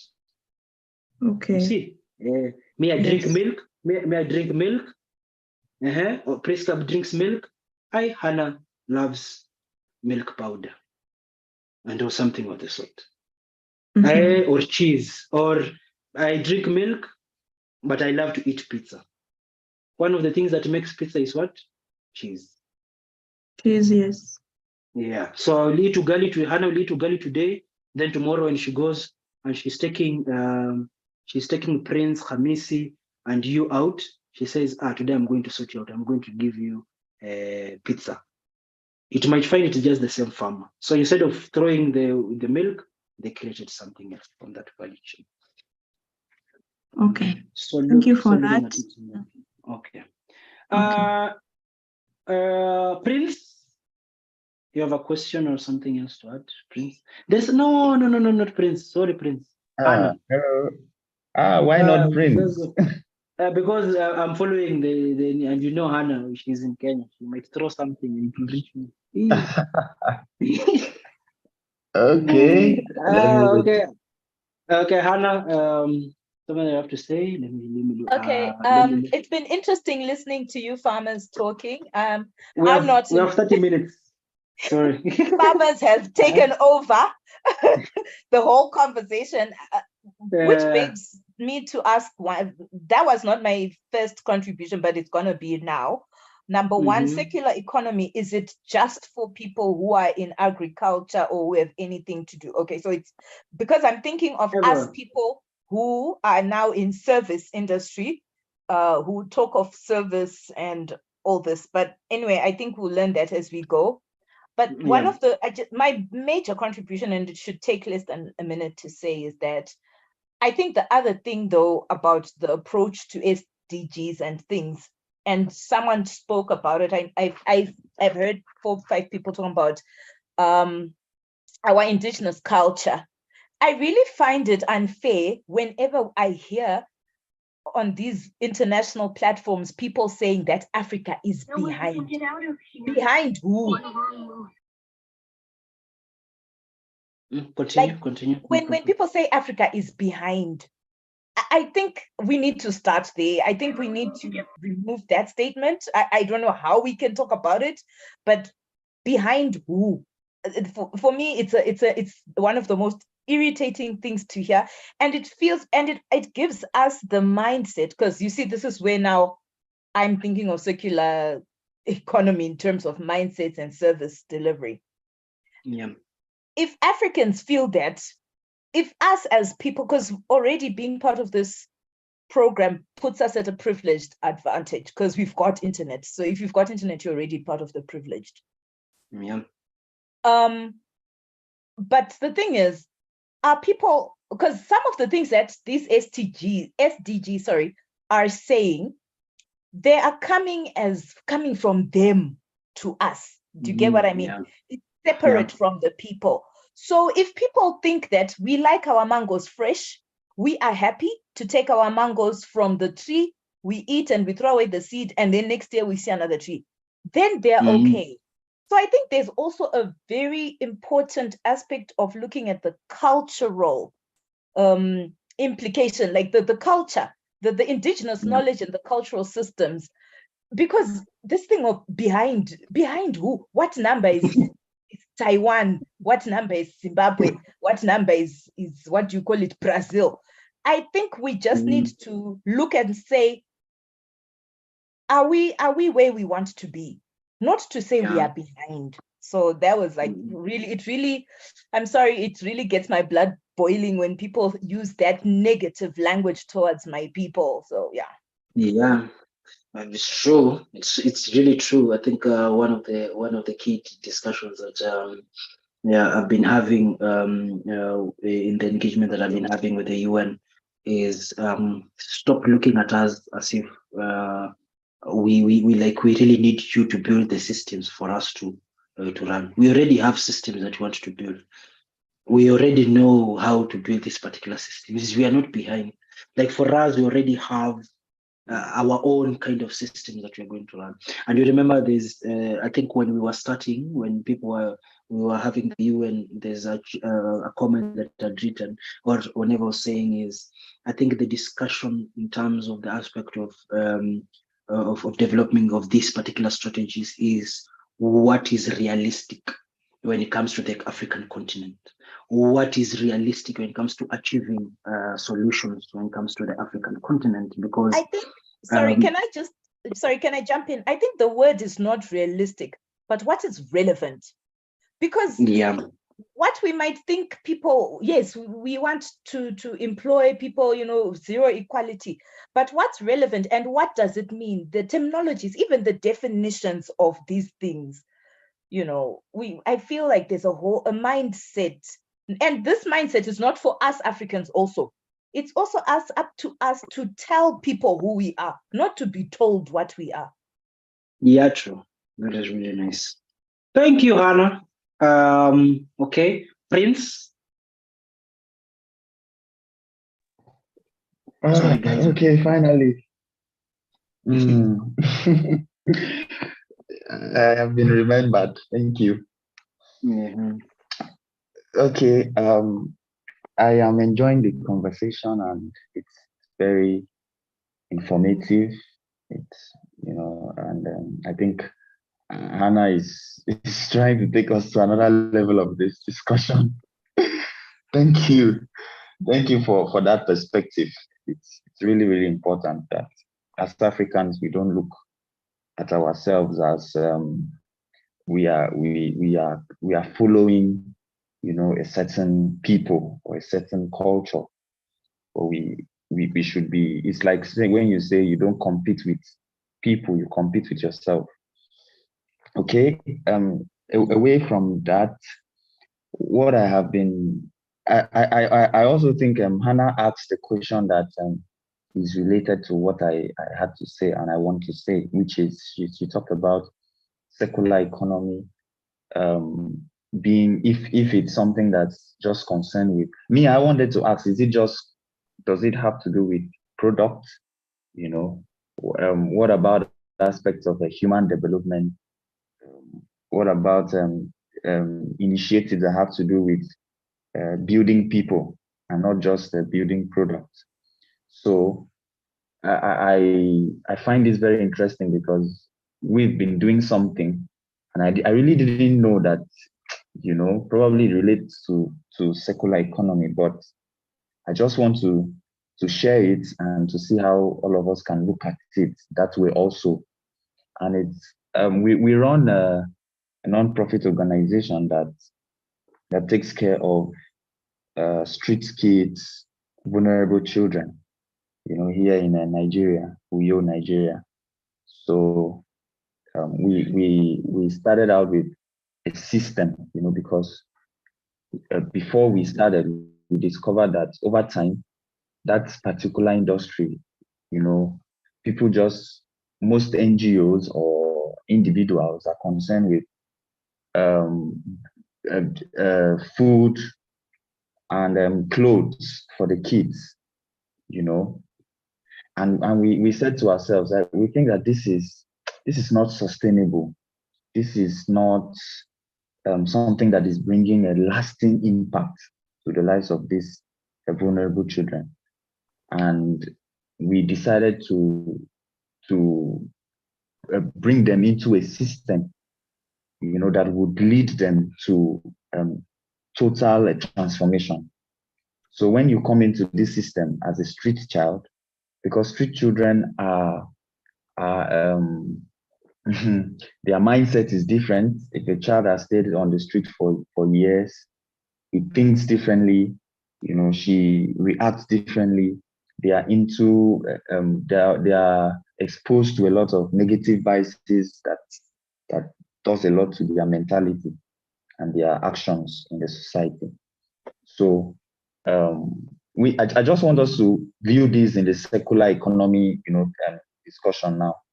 So we said, okay, when they come we go out in search of these street children. And then we start with creating a bond with them. And then after that, we try to see, okay, which child is really interested in what we want to do for them. Because most of the time, the person you want to help may not want to be helped. So which child is really interested in what we want to do, because we bond with them, we create a relationship, we give them those basic needs, food, clothes, hygiene, medical care, and all of that. We just show them love, to make it easy for them to come in. So the goal is, after that phase, it would last for a while, like 2 to 3 months. And then we bring in those ones who are much more cooperative and understand what we want to do, to join a kind of mentorship program. And in that program, we now focus on renewing their mentality, finding out their skills, their talents, trying to see how to make them to drop those negative mentalities, negative way of thinking, those things that they have taken from the street.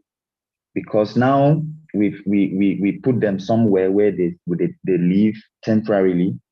They are not out there like before, So after that phase, we now check again, okay, which child has kind of successfully received this knowledge, successfully accepted this change, successfully graduated from this program. And from there, we move them. We try to take them back into the society.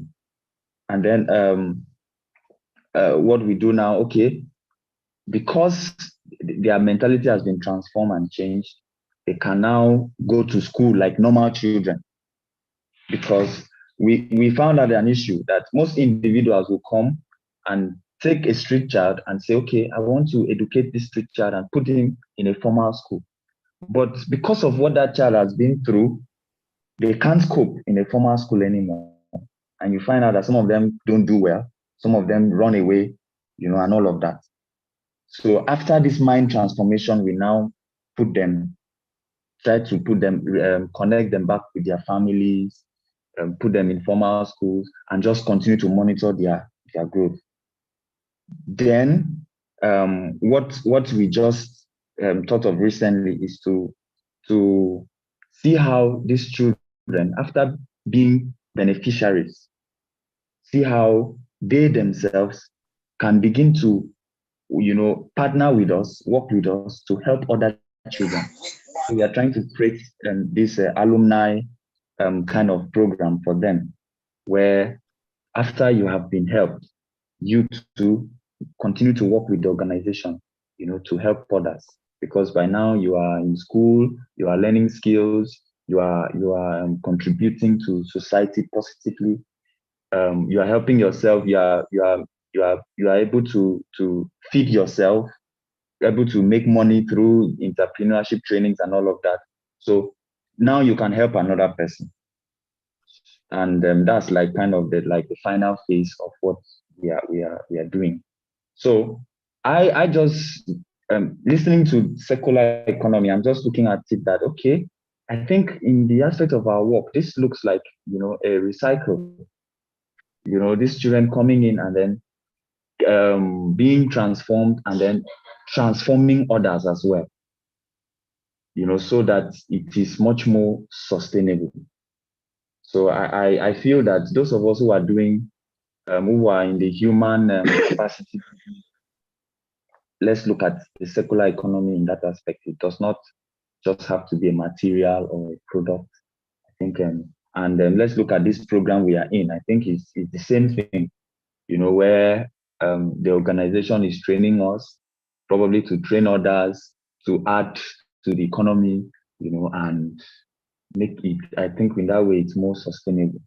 So that's just what I wanted to add, and to thank you for bringing me to that realization.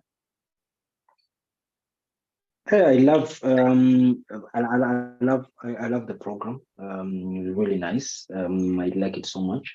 I think as the sessions continue, I think there is a time that now we'll sit down and just we'll maybe ask you to break it down now step by step. Then now we can see also how we can bring in. We have people here who can also help and see how you can also build and have these particular principles as um, conjoined in the program that you're doing. Don't worry, I love that. I love what you guys are doing. Awesome. Thank you. I miss John. Yes. Yes. Good evening to everybody. Thank you for giving me this opportunity. I'm so glad to attend this session. And I'm so happy with the African now we are coming up, collaborating together across 54 countries, which is so grateful. My question is about SDG. Some years back, it was set to achieve SDG by 2025. And then now it has extended to 2030. And then also African content, they said we to achieve by 2063. And then now if you start seeing, it is like there are difference. Which one are we supposed to achieve by 2030? And then which one is to achieve by 2063? Of course, we have 17 SD that we need to achieve. Why can't we Africans, if we know that we can't achieve by 2030, why can't we prioritize which one suppose we able to achieve by 2030 and then which one supposed to achieve by 2063? What is the difference between these two? Which one we Africans supposed to achieve by 2030 and then the other one to achieve by 2063? You see, there's a difference. I would like to know about more on this. Thank you. Okay. I think if I have heard very well, is which one should we focus on as Africans? Is it Agenda 2063 or the SDGs? Specifically when it comes to particular timelines that are being developed. So for the SDGs, that the ones which need to be achieved by 2030.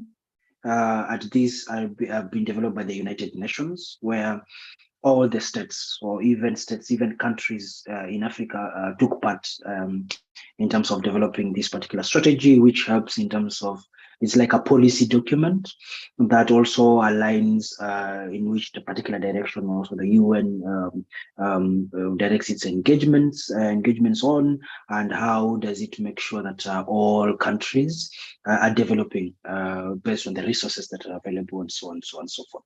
So that is the SDG. So it's at the UN level, and it is worldwide.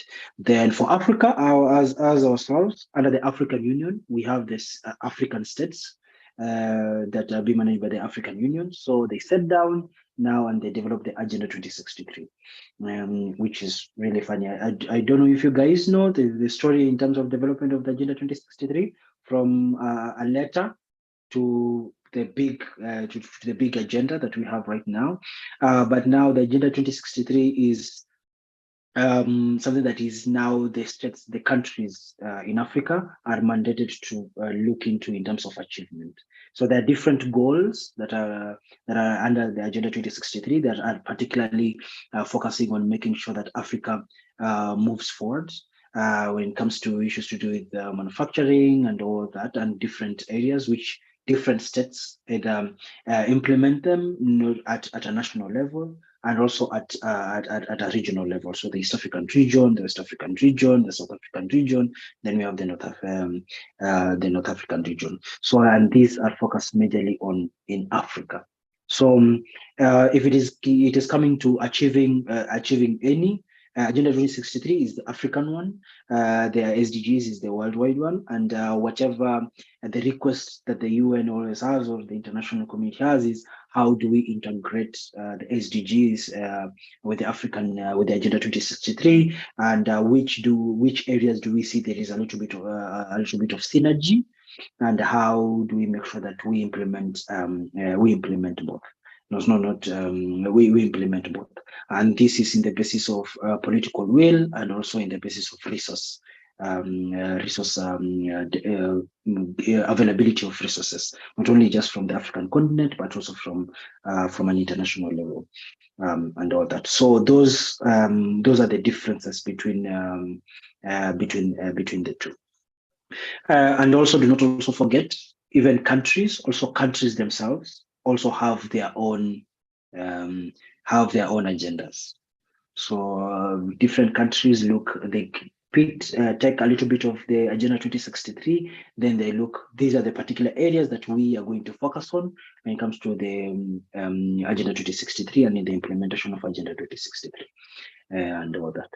So guys, I know the session has been good, and for me it has been good. I don't know for you guys. However, there's some people that have, and we only have 5 minutes. But I hope, I hope with all this and with the different and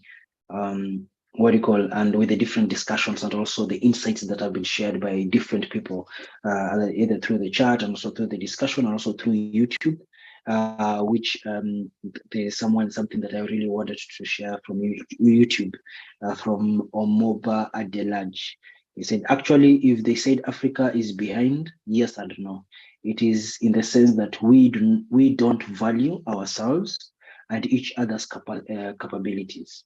Meanwhile, it is a no because we have what it takes to be self-sufficient. So in both sides. So I think as each and every person here has been saying, also the mindset. I always give a very good example, but I think it is a South African president who gave. I don't know, and there also a comedian also gave, where they say that if you get into a plane, for example, a Kenyan gets into a plane, and then they hear that it is a Kenyan who made that particular plane, they become very skeptical about boarding that plane. But if they go and hear a certain German, even they don't know the name, made that plane, they're okay, and they're okay with it. So that kind of mindset is what we have. However, I hope that through these sessions, for most of the sessions, this is how Maurice is going to be running a particular session, but there will be a little bit of discussions, so that now we can have the different mindsets coming in. There's a question that Hannah had given out when it comes to the house rules. I think for me, it is always very simple. Common sense, very important, I think, for me. We will have, I think, part of you guys, where, as Hannah had suggested, someone who is going to be maybe a trainer or a mentor is going to be sharing, someone who can just maybe a little bit of shortening if someone has said something important. It might not be the trainer, even someone in here, just put it on the chat so that if someone hasn't seen it, they can see. And number two, very important is for the sessions and for the fellowship, it is very important that you participate in the full sessions from the beginning all the way to the end, and not only just participating, just coming and listening and being maybe a participant in the sessions, but also for activities, because you're going to have a couple of activities that are going to do. Some of the trainers in the sessions always travel a lot. So you might find maybe, for example, right now I'm in Kenya. I might decide maybe we are having an activity in Kenya, or we have a group here in Kenya that has developed maybe a project or a program, and you might request for us to meet up. So you find such kind of things might happen. So participating in all activities can be very beneficial, because also the practical aspect of this is what is going to be quite important. Not only just listening, not only just sharing whatever you guys are doing, but also they are going to have we are going to have also research where people can go collect data, come share the data and see if it is going to run out very well. Instructor, are we not going to have group room discussions? Yes, you're going to have discussions. So this is how the fellowship always runs. So first day, so Tuesdays are always for classes where you meet the instructor, we have discussion.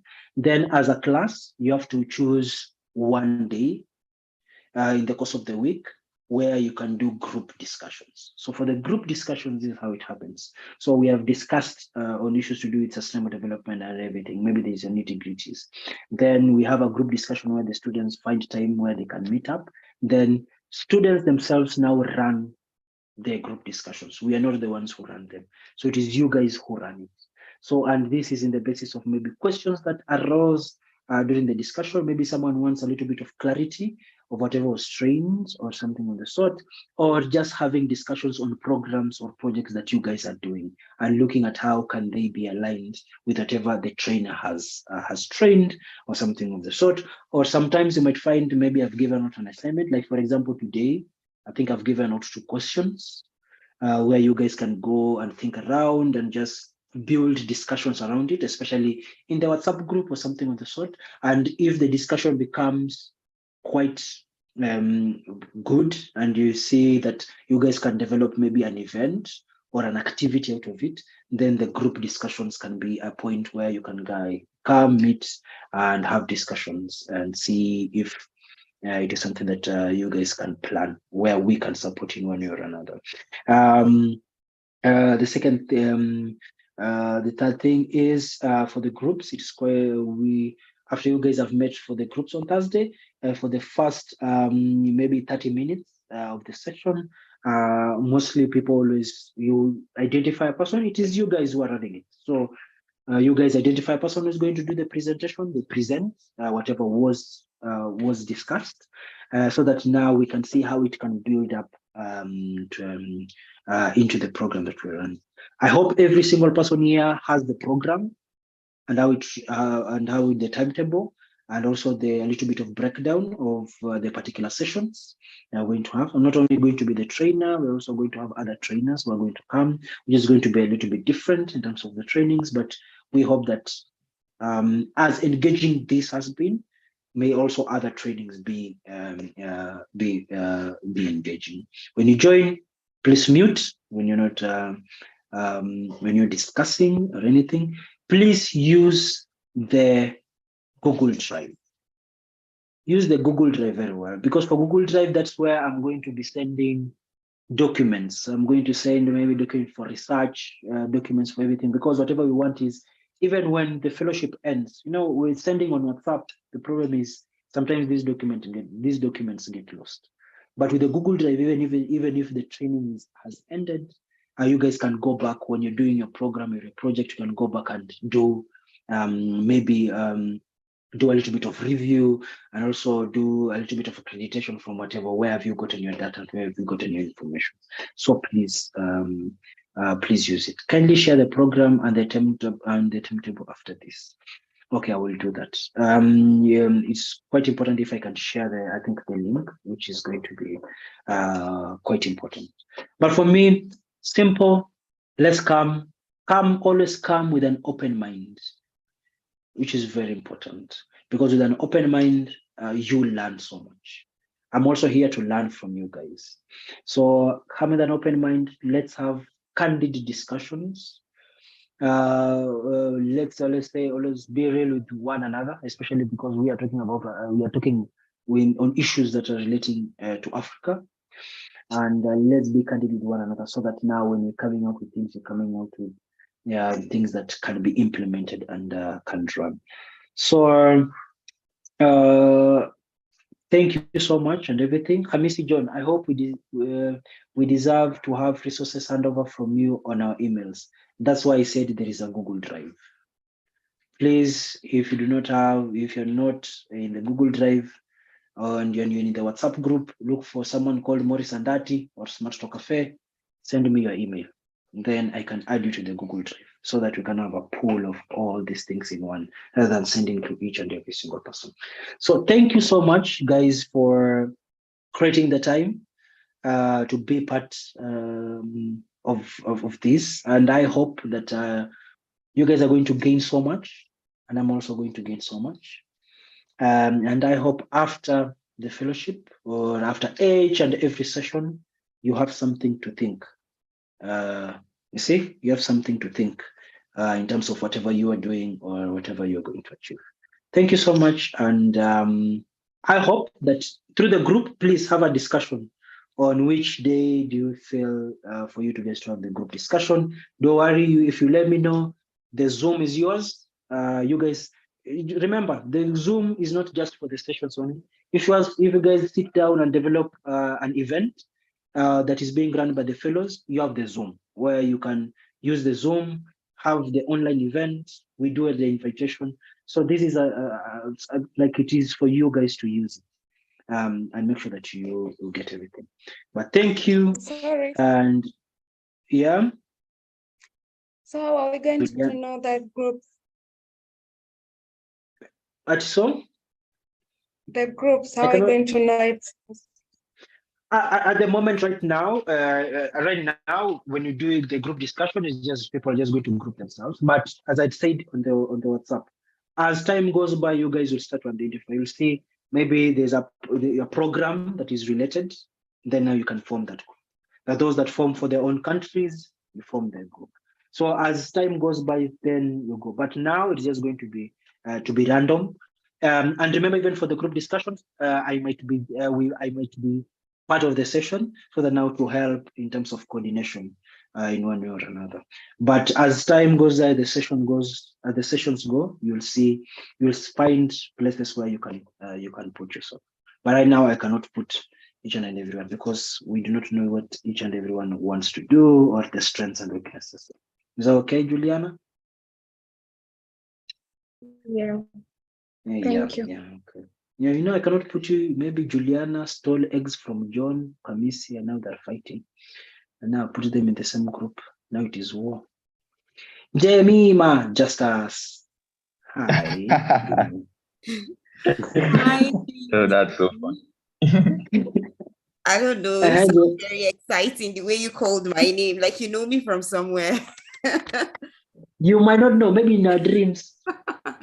Yeah, very great session. Thank you to everyone who contributed and thank you for facilitating this so well. So I have a quick question. I dropped it on the comment section, but I'm going to ask you now because I don't think that you've seen it.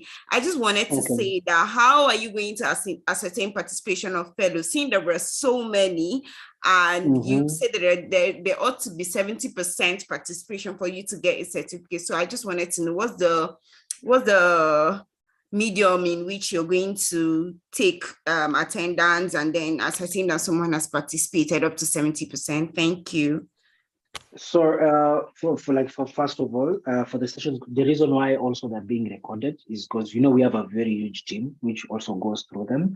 Then I think the most important way where we always get people in terms of attendance is in the aspect of programs and projects that are developed and also in terms of group work because those are practical and things are going to happen and you find the fellowship most of it is going to be more practical and projects and you guys coming together and doing programs. So also through that we are going also to know who participated, who did not participate because and the different sessions and so on and so on and so forth. So the different criteria and areas that we are using in terms of getting who is joining and who is also not joining. Then another thing that we are also going to do, because we have realized that so many people are also joining, is just upgrade the Zoom where now it can be able to hold 1,000 people so that each and every single person is able to join in, because when it joins in, then we have an AI that always helps us. It just gives us the names who joined and the email addresses who joined. Then at the end of all the sessions, we'll just let it run. Then it's going to tell us how many times you guys joined the session and also how long. Because we came to realize during our first cohort, people will come for 10 minutes, then they leave. But we already found a tool which helps us to know. Jemima came in the evening, the last 30 minutes only. Okay, that's great. Thank you for your response.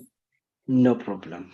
So that one, don't worry. I think for me, I always tell people this: let it not eat you up in terms of how many times you want to join. I think for me, what needs to eat you up is what do you want to get from the fellowship, and how do you want it to improve yourself. I think with that, there is no need for Maurice to follow up and see, okay, did you come or did you not come? Because it is for you to benefit, mingle, and look for how you can get resources to build whatever you are building. I think for me, that's why I was saying, I think for me, common sense. You get this is going to be very important, please take advantage of it. Okay, so I can see Juliana's disappeared. Prince is laughing at me. Editha is laughing like someone's business.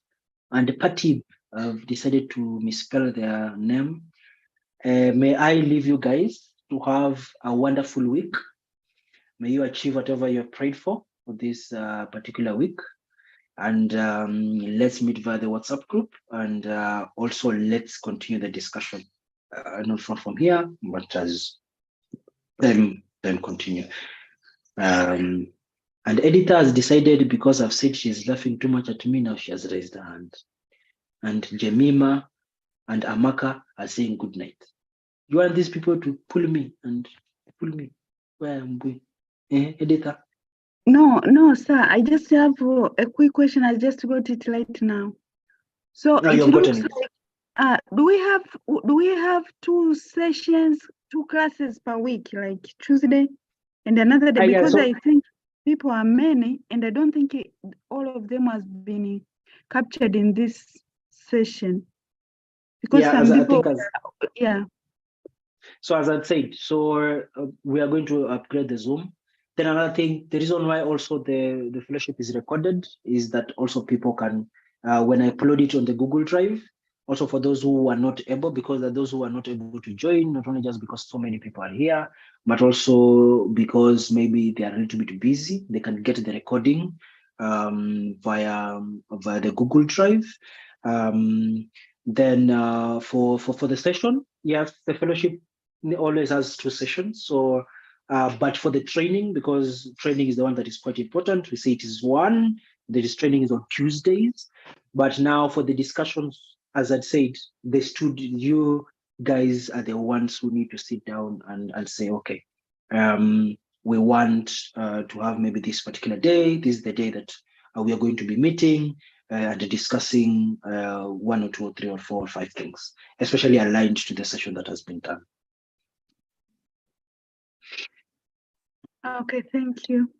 Okay, you're welcome, my people. As I see, the hands are going to be risen, and there is something that me as a Kenyan never runs away from. A Kenyan and a Rwandan never run away from is food. So people, have a beautiful night and dream big. Thank you, Maurice. Thank you. I love your vibes. Thank you. Thank you. Do have a blessed night. You too. You guys too. Thank you, Mr. Maurice. Do have a blessed night. Thank you so much, sir. Thank you.